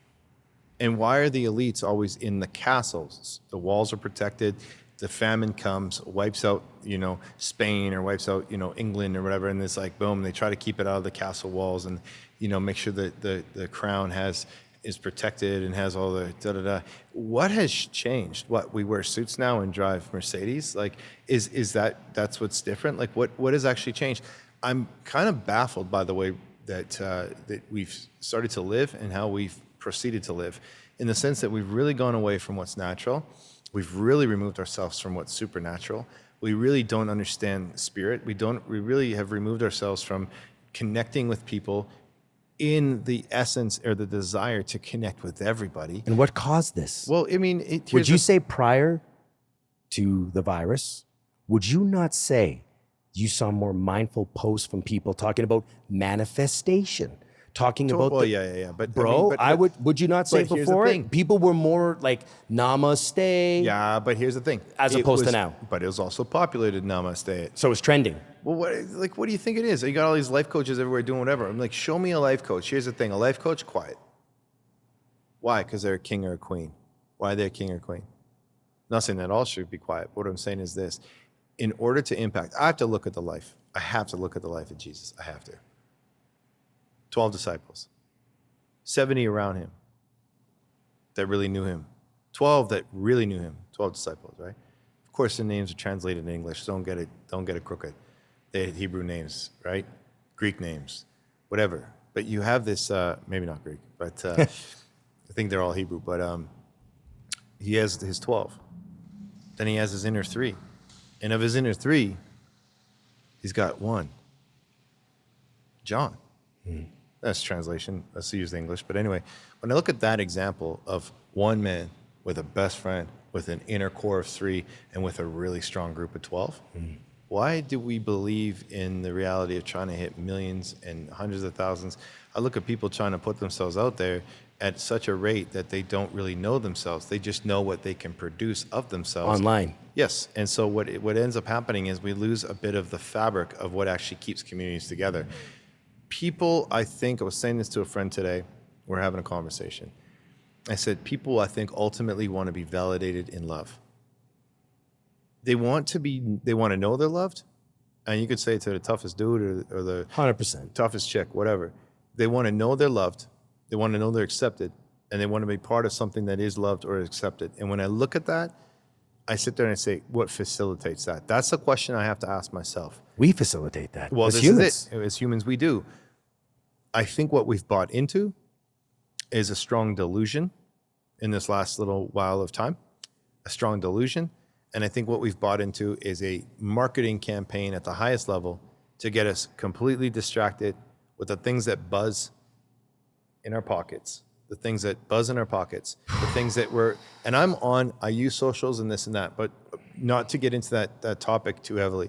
But I think it is a great marketing tool. I think it's a great business tool. I think it's a great way to connect or share things in a private setting, if it's family or kids and stuff like that. And it's the ultimate slaver.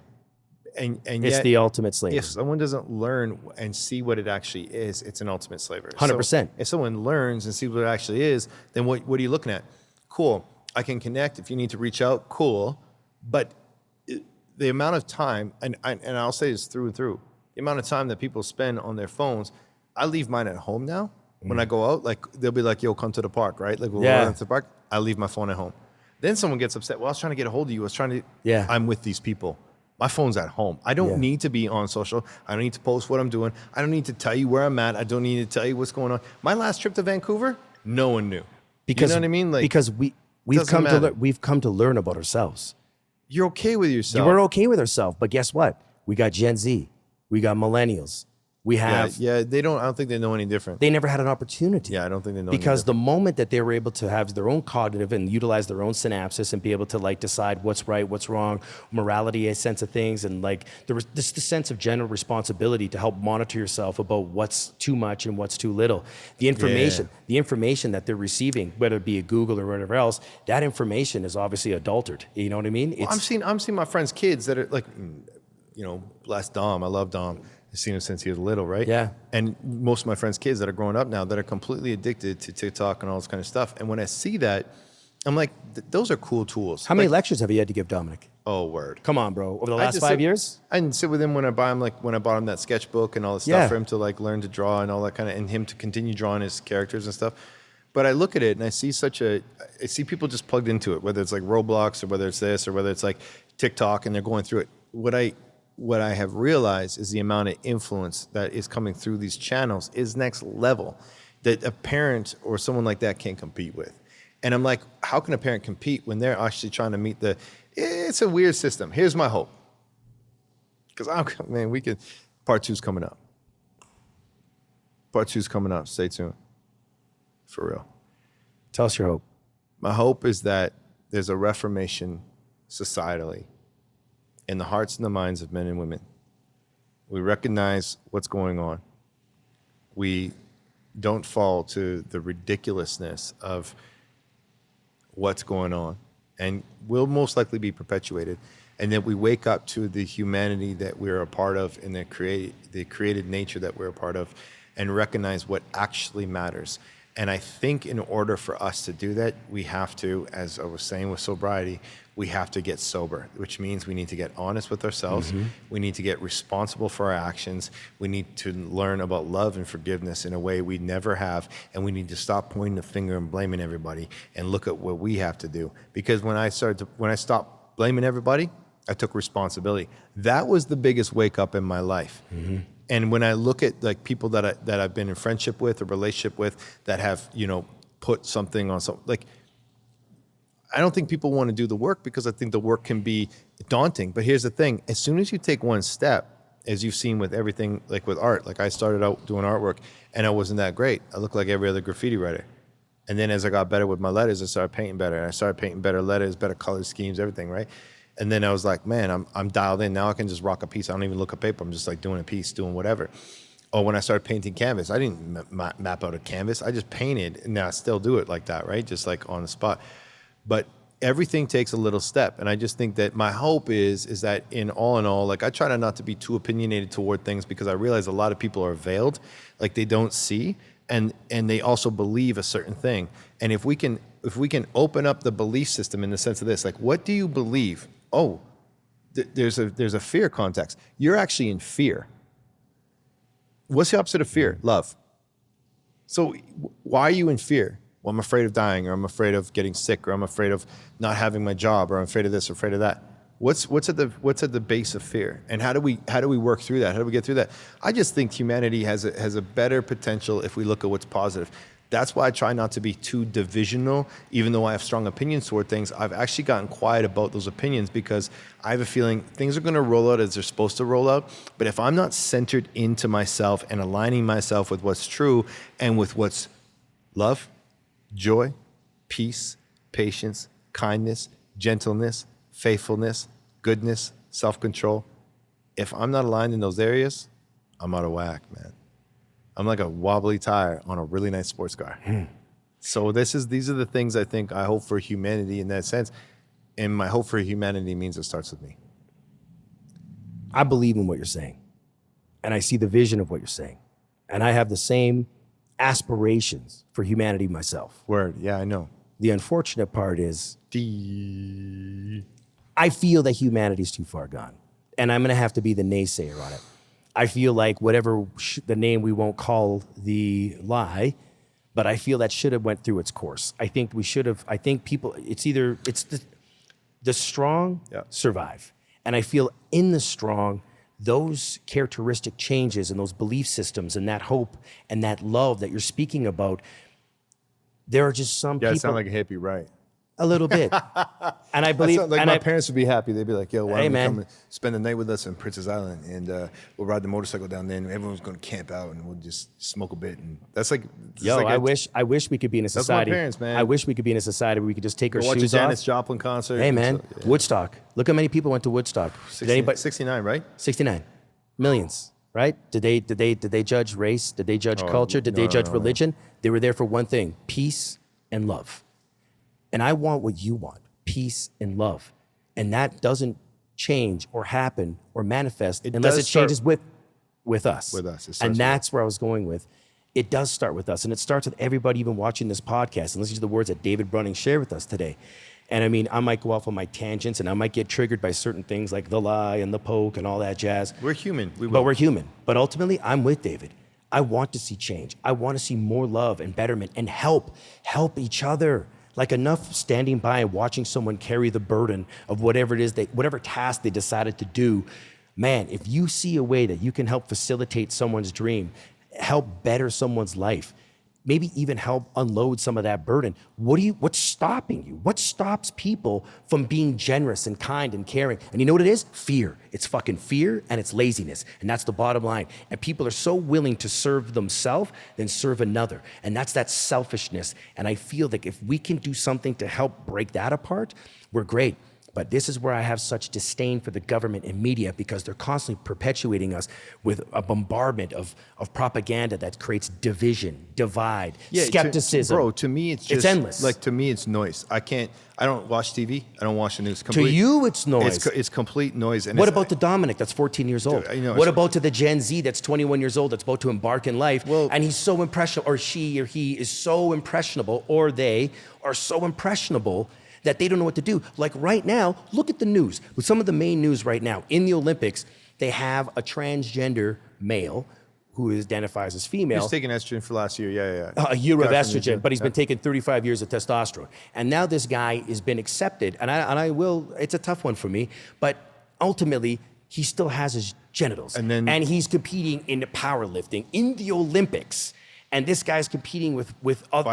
Biological male is competing with biological females in an Olympic sport. And the world's kind of like, hey, this isn't, I don't know if I agree with this. What? You don't agree with it? He's equivalent to a female. No, he's not. He's been a man for fucking almost 35 years of his life. He took estrogen for a year. He couldn't hack it. He couldn't compete as a male. And then a real good runner smokes a bit of pot. And then we have that lovely young lady that smoked a little weed that isn't on any kind of fucking performance-enhancing drug. She had a trace of fucking cannabis. Now she loses her opportunity to run for America in the 100-meter dash. That's some fucking bullshit, too. You know what I'm saying? And in the news the other day in Los Angeles, there was a Korean spa, or Koreatown, there was a spa that had a women's and men's section in the spa, and a transgender who identifies as a female went to the female side openly and acceptedly by the spa and was parading around naked and with his genitals showing, and there was children and young teens and women that were like a little mortified at this, and they're like, well, this is a man in a female section.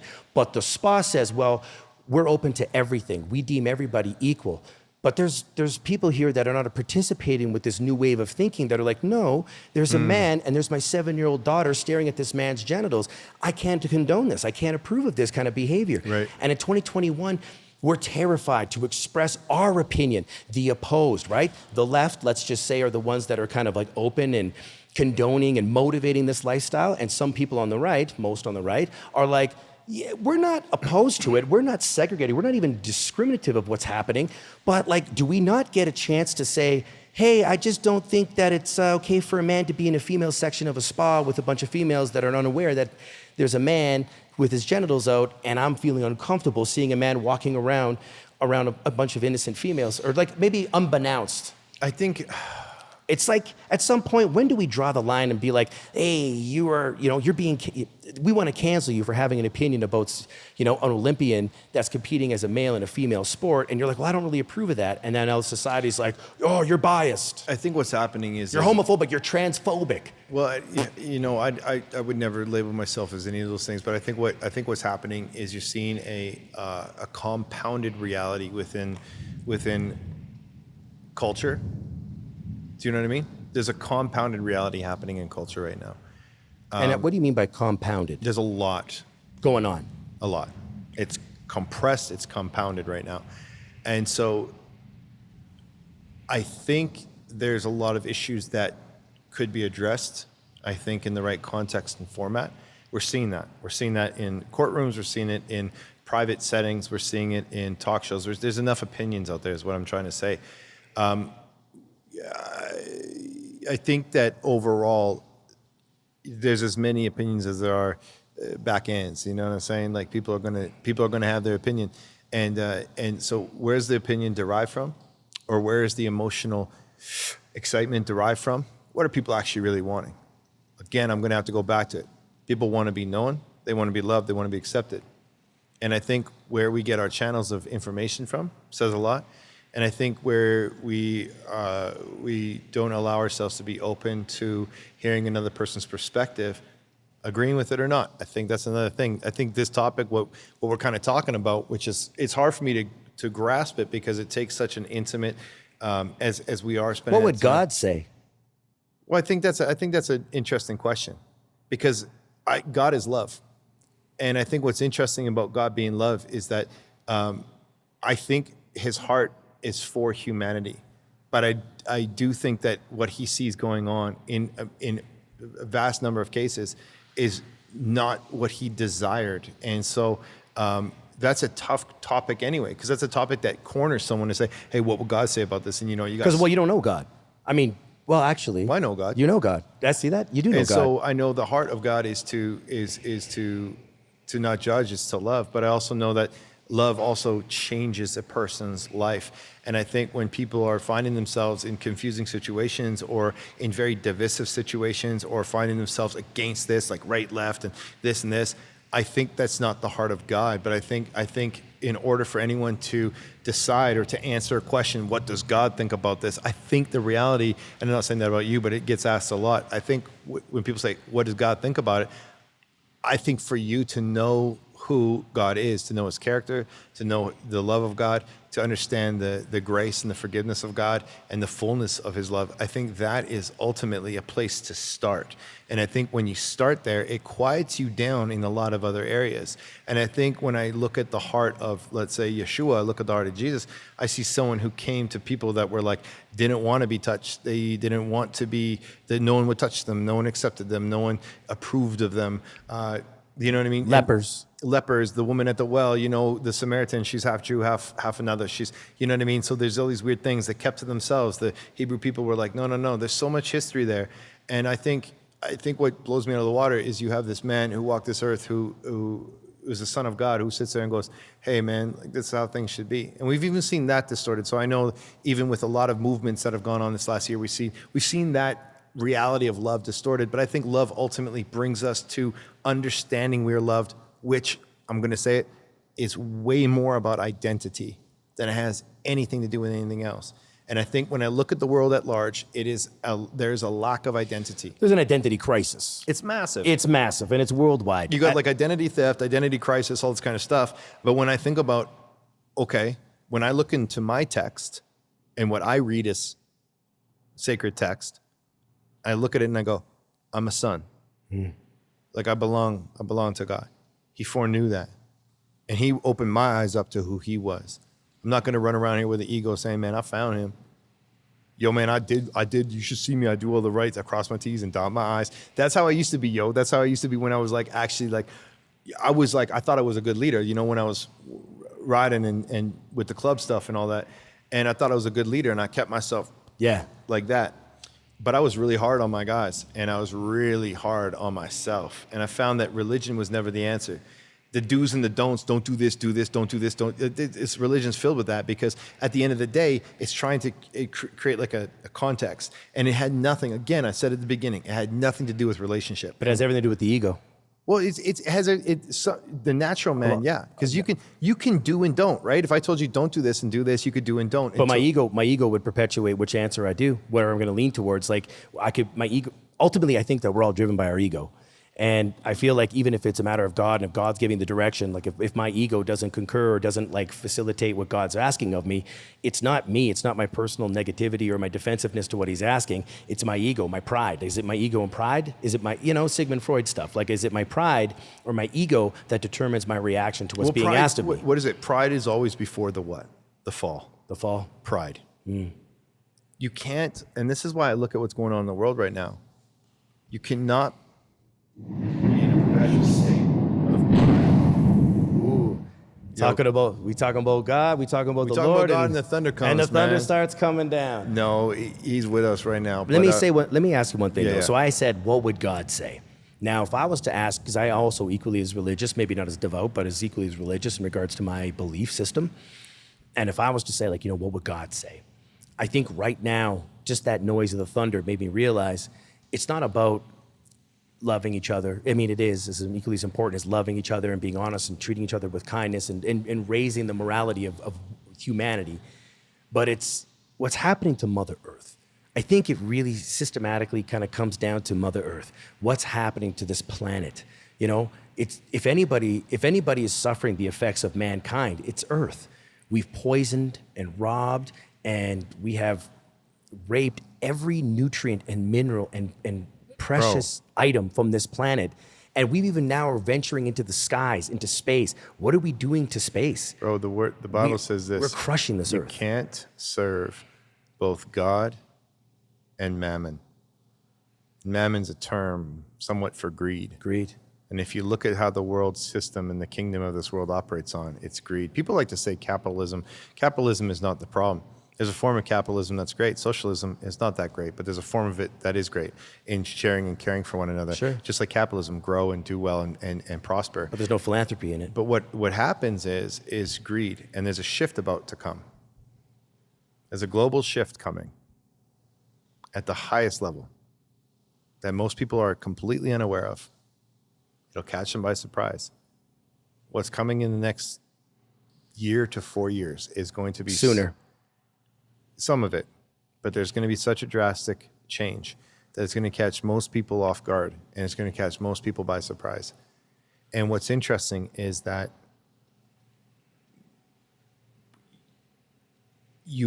I don't think we're going to stop it, in the sense that I think it's coming in a way that it has to. Babylon couldn't stop it.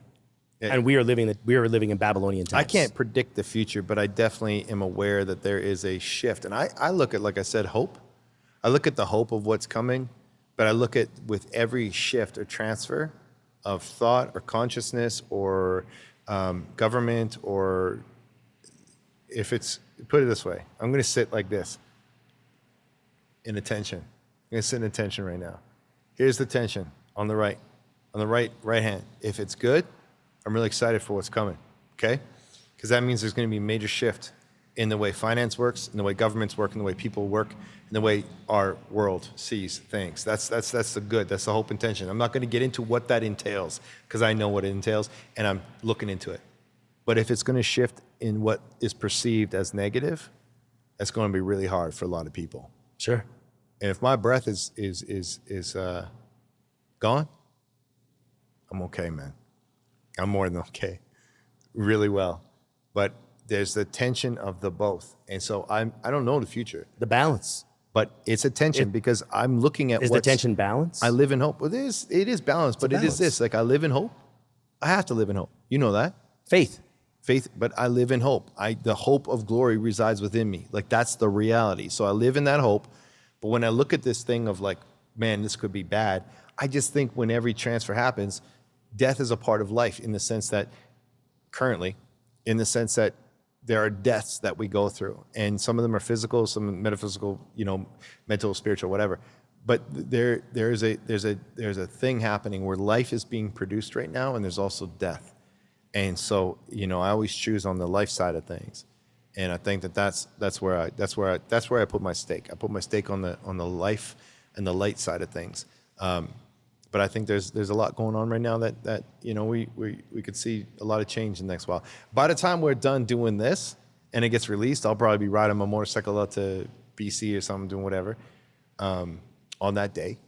But I think that there's a lot. We covered a lot of ground in this. But I think that You don't get to close the interview. I close. No, I'm the not interview. closing it. But you're leading it to the close. No, I'm not. I see you. I'm putting it in this. You're good at this, though. I'm putting it in this context.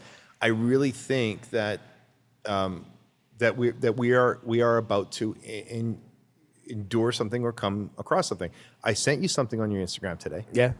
I'm not even gonna like. I mean, you might be able to open it up in the inbox. Just take a look.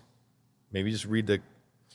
You know what? Just before I do that, Like, don't press play on it. But I'm telling you, this is interesting, and I think I put thoughts. Did I put thoughts? Did I send something and write thoughts? no, I actually, you had said something earlier, and something's going to happen, and the Fonz. Who's the Fonz? Henry Winkler.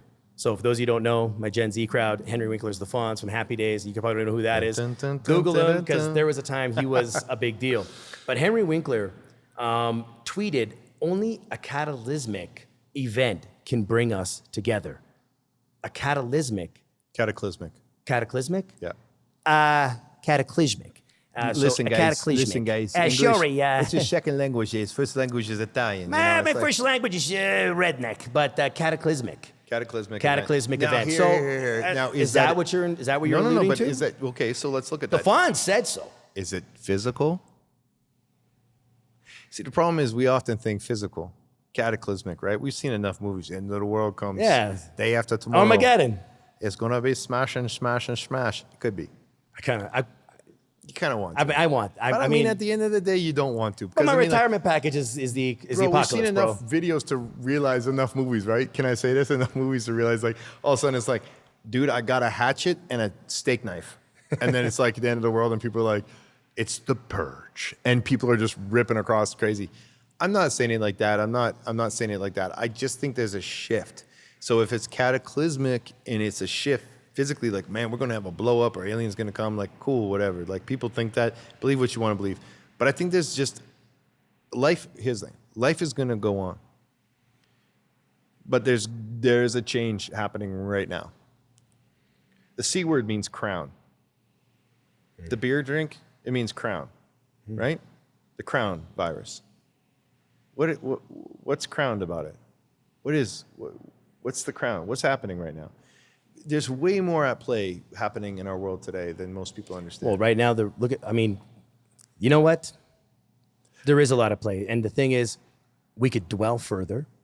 We can open up more pages. Yeah, we can. But I know for a fact, it'll do no justice to what we have inside us. I mean, I wanted you on the show because you're one of the most intelligent men that I know. Thank you. You're welcome. And some of that intelligence, and most of it, literally comes from literature. I know that you read a lot, and you surround yourself with great speakers and great thinkers, and those around you are also elevated and empowered for better humanity. Yeah, I love you know, it. you don't have any negative people that are like doom and gloom, like, fuck this, fuck that fucking thing. And if you do, I know that you're like, well, take care, have a good day, enjoy your coffee, and you're slipping out the door. Give them a hug. Give them a hug and say, dear Say, Lord. what's up, dude? Yeah, you know what I mean? Learn from my energy. You see why I'm so positive and I walk so tall and I'm always giving people hugs and handshakes and high fives? Because you spread the good word. And people accept your good word because you are articulate and educated and you mean well. You're transparent and authentic. You're a great artist. Thank you. And people adore you. And you're an icon in this city of Calgary. You've traveled the world. They know you around Canada. You've done great things. And it's those great things that have helped motivate me to be a better man, to be a better father. I've allowed you to spend time with my son. In fact, you partially raised Dominic. And in our toughest times, you were there. In my toughest times, mostly with relationships and with women and some really fucking cockeyed ideas that I've had, you've always found a way to. One of us had to be. Yeah. I'm like, I had to hold. I needed a dad. Well, people ask. I needed a dad. Yo, people. My dad complex. Bro, people ask. They often ask. There's like what? If you're you have to walk the path to make the difference. See, before when I was young, I knew but didn't understand. Now as I'm getting older, I know and I understand. I'm making the decision to do things that take sacrifice and that take power of the will and that take faith and that take those things because I need to step into that in order for you to count my word as true. You lead by example. That's integrity. And before I used to just, as a young man, I would get excited about an idea. I just yap it out, but I never truly practice it. And now when I truly practice it, it doesn't matter who notices or not. My life is, like I said earlier, it's very, very quiet comparatively to what it was. Very, very quiet compared to what it was. But there's such a fullness in it now. And there's such a fullness and a fullness from here that now comes out toward what's out there. And so, you know, You're the spectator of what you direct. I mean, that's a cool way to look at it. You are and the I direct- appreciate yeah. what you just said about me because we know each other very, very well. And I think what it's an honor for me to sit with you and to discuss at this level, but just to continue to help. I get to learn who you are more and more, and I've been able to, in a very blessed way, help direct Dom's life in a significant way and yours. And I think you've brought so much to the table with me where it's just allowed me to look deep inside myself and go, okay, cool. And that's, I think, the basis of what we've kind of, if we nutshelled this whole thing and brought it into like a nice package, I look at it and I think there's a humility in learning. There's a humility in being vulnerable. There's a humility in serving others. And there's definitely humility in recognizing you're not God, you know, but recognizing that you're of God. Do you know what I mean? So as I look and look to the future, there could be a lot of changes coming up in the next few months. there's going to be changes. Yes. And there could be a lot of shifts, and I'm starting to see that already. And probably for you too. We'll probably have more conversation off the camera. Yeah. But as it stands, I think, I'm thankful for what's happened. I'm thankful for what's gone on, what I've experienced, what I've been through, and my hope is that the kingdom I see comes, and not. Do you believe in the idea of we create our own kingdom? Yeah, I'm gonna say we would create some of our own reality, and we definitely, because our minds are so strong. So, you know, out of the mouth, the heart speaks. So what's in the heart will come out, and what's in the mind will actualize. Because when we think a certain way towards something, we can shift everything toward that. It's very, very powerful, the mind. The mind and the heart aligned is even stronger. And so there's realities that I haven't tapped into fully yet, but I start to recognize when this and this are aligned, and there's purpose, and there's vision, it can be powerful. You So- are what you think. you really are. And 100%. Man, you know it too. We've had negative self-talk. We've had negative situations. And when I started to recognize that stuff, things start to just change. And that's why diet change, lifestyle change, what goes in, you know what I mean? What comes out. It's all a matter of me taking responsibility, owning it, and being like, okay, I need to change this. My relationships, I need to change. I need to change the person I am in them to see an outcome. You want to know something crazy? What's that? This is the only episode that we've had LK's What's Happening. We're running out of time. Battery's almost dead, yo. Life's battery is almost gone. Yo, LK is so patient. I know. Do you see him pacing? Like, he's so patient, though. And like, I don't know what this episode's going to be, because if you, man, we cover some things, though. we did. Like, this could be. Yeah. We got a couple days. We go through it. We chop it up and put out the best part. I love that. You know, hey, big respect to editing, because I think that's some of the coolest things you can do with a camera. Right? Yeah, man. Well, I mean, he films and edits after. Man, I can't wait till Chris and I start our own show. It's going to be crazy. We need a table like we one need of those, we need 9 batteries. like a Hot 97 room. You know what I Yeah. mean? Where you just sit around the table and we invite people in. With some music. We should do that. You should. Brother, Respect, man. thank you for sharing your knowledge with us. Love you, bro. Love you too, bro. Yeah, big time. A lot of wisdom, a lot of knowledge. Also, once in the public eye, you also had to correct my grammar, my inability to Yo, fucking read. you know what? Catacomalazic. It's a catamakilik. Henry Winkler said it was Cascamalastic. So the whole world's coming to an I end. appreciate you just like running up on the moment, man, and just being Yeah. like, "Yo, let's wrap. Let's wrap it up." Yeah, I love it. We wrapped. We got to connect, and yeah. So I really appreciate your time today. I appreciate you as a person, and LK, appreciate you, my man, and everyone that's watching. Actually, Where can they find your work? How can they check out your work? it's real easy. David B. Running, like David Brunning. That's the name. DavidBrunning.com. That's where you find my artwork. If you're in Calgary and you're checking this out, you can go to Masters Gallery. My artwork is there. They represent me in town here. Otherwise, you can just hop on the website. There's some stuff I have in my studio, all that jazz. And then this Death Defeated is one of my brands, and so that's getting relaunched again in a new way with some new friends in the fall. So I'm real happy. You can find me on Instagram at the Kid Belo, the Kid Belo, or at David Brunning. But thank you for your time. If you've watched the whole thing and you've actually They do. handled it, Oh yeah, our viewership is right to the end. you good. You good?